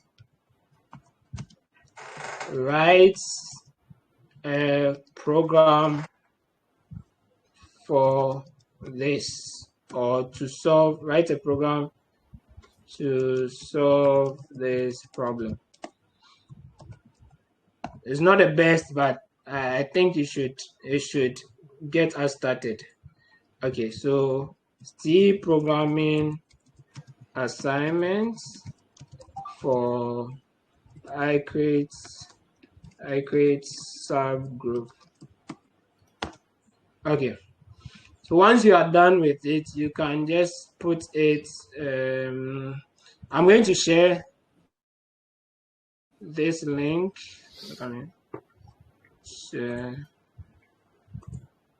Share the link in the group. Okay. Do I need to write anything? All right, so at least for now, that is there. I've shared a link in the Telegram group. Once you solve it, just get back and share your answers and let's discuss, okay? And note that the fact that you see somebody's answer doesn't mean yours is wrong. Initially, when we started, we did an algorithm. We realized that there are multiple ways of solving a problem. So this too is like that. There are multiple ways that you can solve the problem. Okay, so it would be best if we all, I don't know if we would have to give ourselves a deadline so that everyone submits, then we learn from each other rather than waiting for one person to submit and you go and watch the answer and you feel that, oh, that's the only way to solve it. Because I want you to think on your own how you solve this problem. Then try and come up with something, okay? Then when other people bring it, you get to learn from their perspective. In fact, that's how it happens in the world of programming. No two programmers actually think the same way. We all tackle problems differently. So when we get problems like this, you bring your solution, we bring our solution. Going forward, there is something that we are going to learn which is very important. That is algorithm and data structures. Okay, that's more concerned about which one is the most efficient algorithm to solve this problem. So you will bring your solution, I'll bring mine. Every one of us will bring ours. But there are measures for us to determine which of these solutions that we've provided is the best. Then we go for it. It's the best because maybe it saves time and it makes efficient use of the resources provided. Okay, but for now, that is not our goal. Our goal is to increase our ability to reason through problems and be able to program them. Okay, so let's come up with a solution. I don't know what you all suggest. Maybe I should open it up for discussion. What do you suggest? Do we give ourselves a timeline to go and work on it? Let's give ourselves a timeline. In my own suggestion, I would say we should give ourselves a timeline so that we can measure progress. So if we can conclude within the next 3 hours, so that the reason why I'm bringing this suggestion is such that by our next meeting, we can now go over and treat every other question in the variables. So, and then give ourselves another, assignment if possible. But for this, particular circumstance, I think, it's well understood. If there's no one asking any question for now, so it shouldn't take us time, to resolve. Okay. If majority of us are through with our task, so that there will not be excuses for not being able to complete it. Okay. So the earlier the better, that we can know what's next to do. Quickly, a follow-up from there, to the rest of us joining the group, is there anyone who hasn't finished their task, yesterday's task? Yeah, hello. Anyone here? Yeah. Yeah, sure. No, I couldn't finish yesterday. I had like a serious headache, so I'm just starting. So, yes, that's why I was asking if there's a recording the session, because I didn't want to drag everyone back. I'll go and watch it and then start my own practice. I also have a question. Is there I just joined this someone shared it on one of the main WhatsApp groups that I just joined. So is there I can't seem to have a chat of this group, so I can maybe refer to previous session. You know, Telegram archives the previous chats, but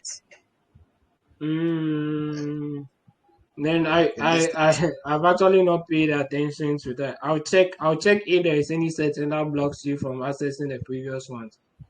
Yeah, because I know Telegram groups. Once you join, you can have access you to can have previous access chats. to, exactly. Yes.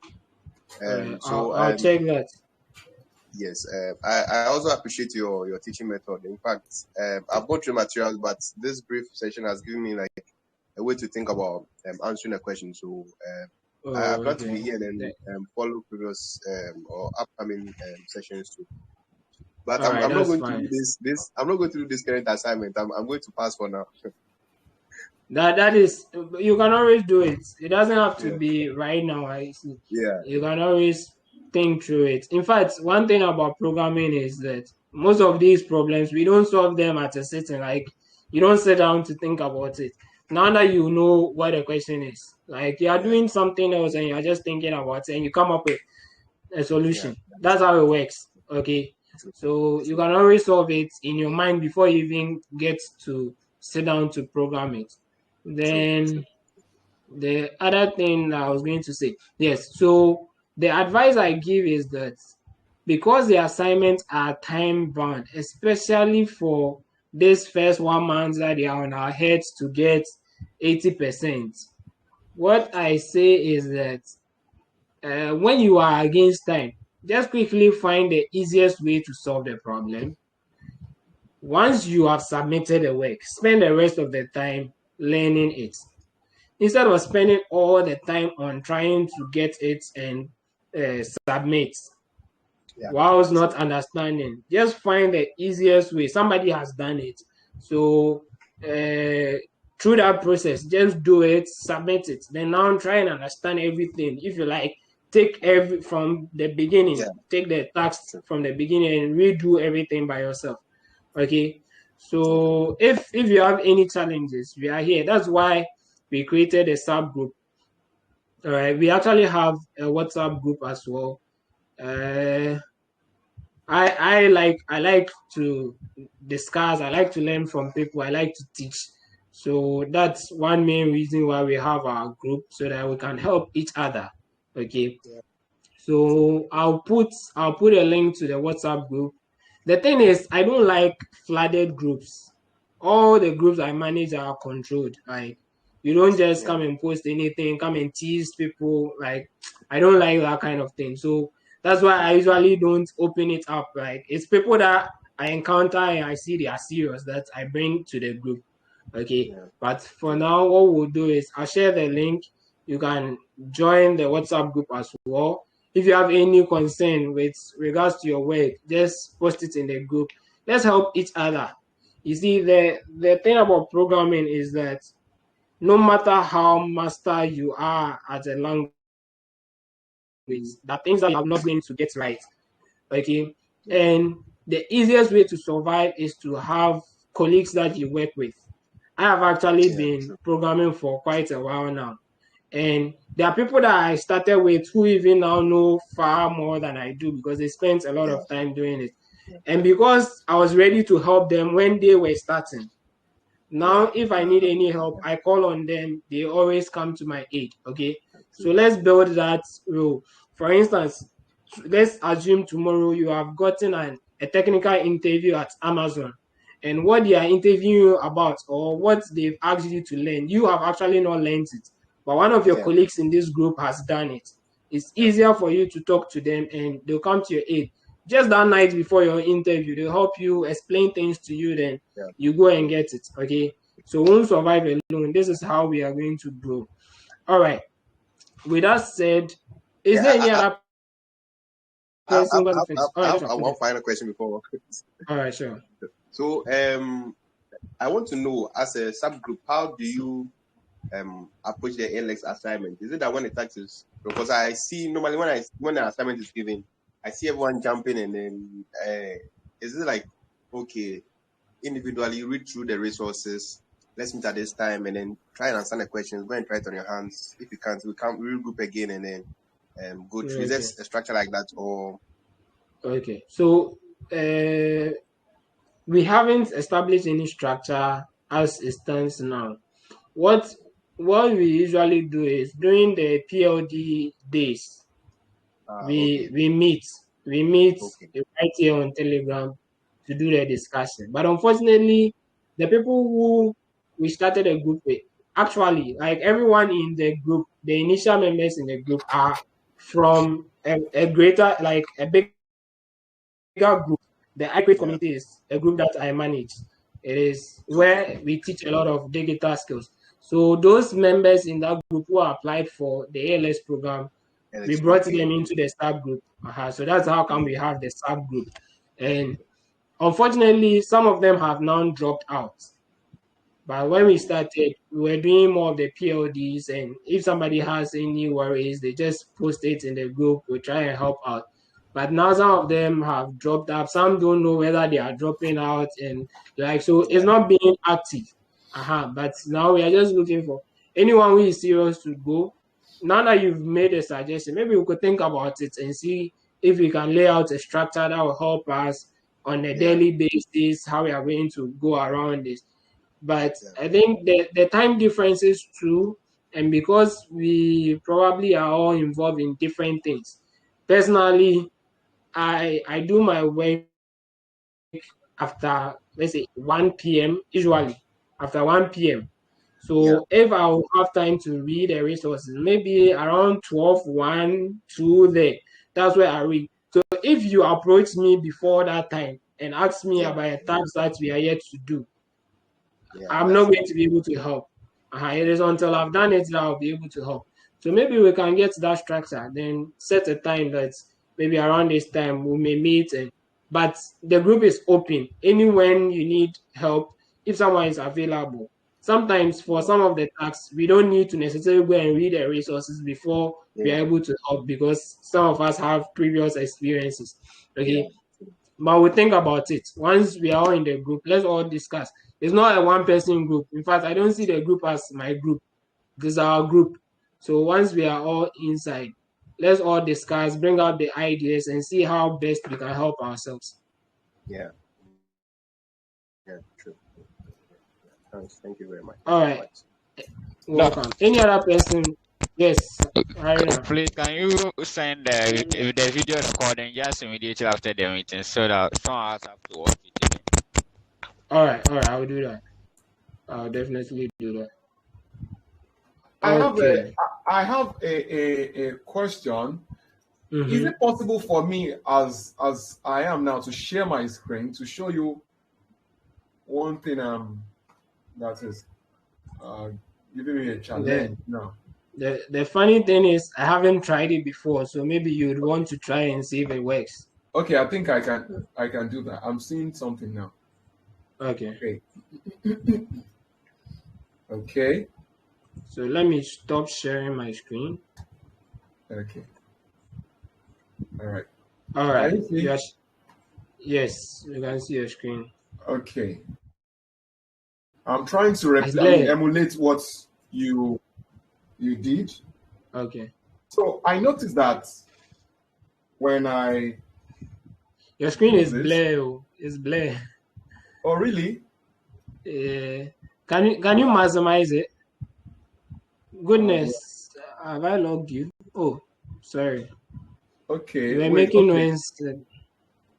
Okay, hold on. I think I can do that. Yes. Okay.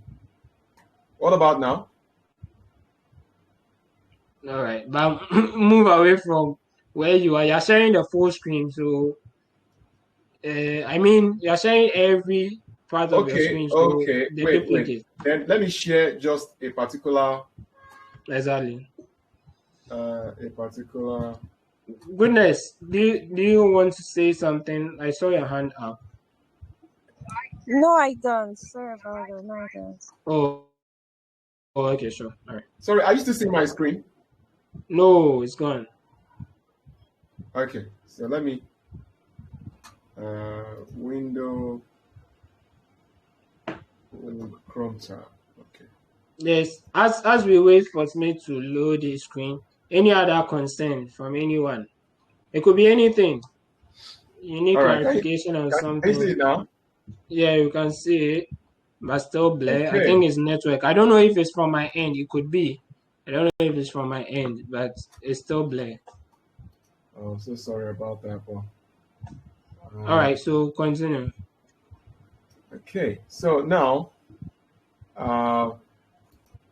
what I'm trying to do is I'm trying to print everything in a particular word, just like, okay, my age is so-so, I'm born in so-so, and on the same line. Okay. And whenever I try that, everything just gets to scatter. So I don't know where I've gone wrong. Okay, let me go to another line. Print F. Okay. Yes, I don't know. The text editor that you are using, that one I've is shared the online, link. right? Yes, it's online. I've put the link in Telegram. Okay. In the Telegram group, the link to it is there. Okay, So it's an online C compiler.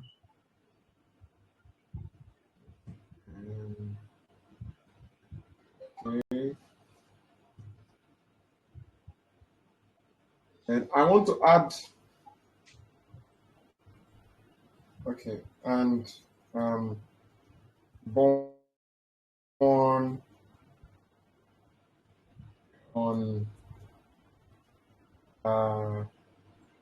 okay, sorry, percentage I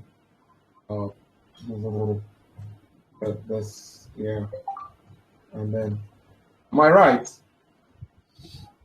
Oh, please, the rest of us, can you see the screen? I think it's still blur at my end. Nah, it's blur. It's blur. Then I Busy. think it's your own network. Okay, maybe it's my network from here. Okay, it's still blurry like this. Yeah, but you go ahead. Let's see what your challenge is. Okay, so what I typed is printf inside the bracket and the hyphen, double hyphen. My age is percentage I, backward slash n, double hyphen, comma, and I am born on percentage space percentage I again, backward slash n, double hyphen, comma, then year, then comma closed, parenthesis closed, and then why is the year colored? Like I can't really see everything, but I think is it colored? I think your year is colored. Yeah, the year is colored. Green. Yes. Is there a reason? I don't know. What do you have in front of it? Is it? I have the comma. The comma. There is a space between that thing and the comma. Which shouldn't be? Oh. Okay. Okay, I've closed the space now, but it's still colored. The space is not closed. Then you should leave some space between the comma and the year. Okay. Okay, I've done that. It's still the same. All right, let me try it from my end and see. But have you declared the variable already? The year already? Yeah, int year semicolon. How much? Year is equal to 1992. Okay. So let me try it here and see. It shouldn't be the case. Say, yeah. Yeah, that is what I did. That's what I did.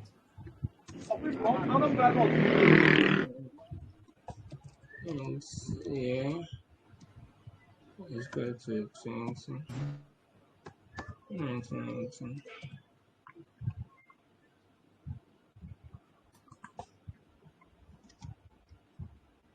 Percentage.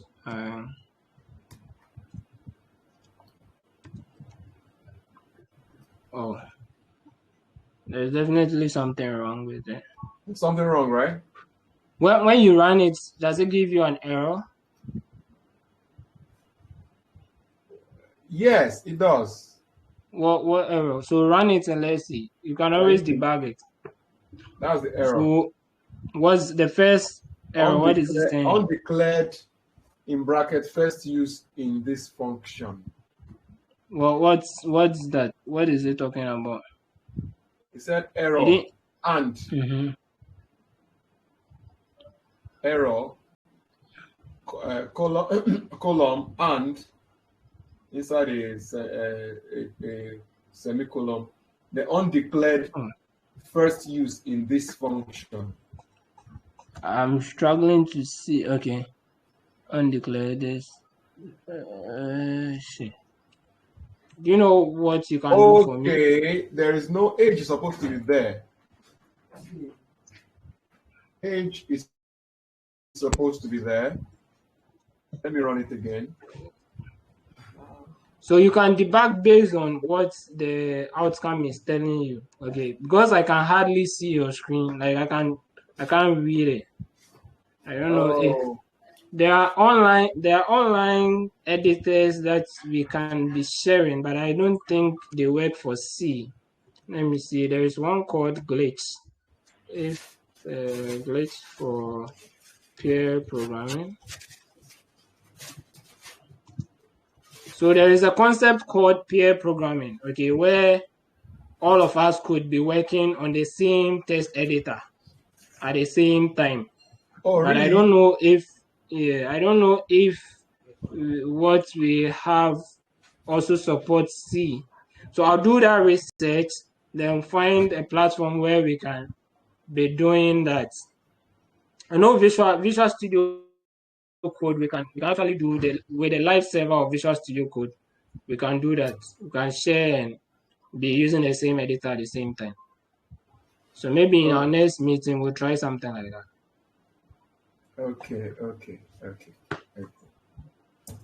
All right. All right. So for those of you who just joined I've put a link to the WhatsApp group in here, in the Telegram group. All right.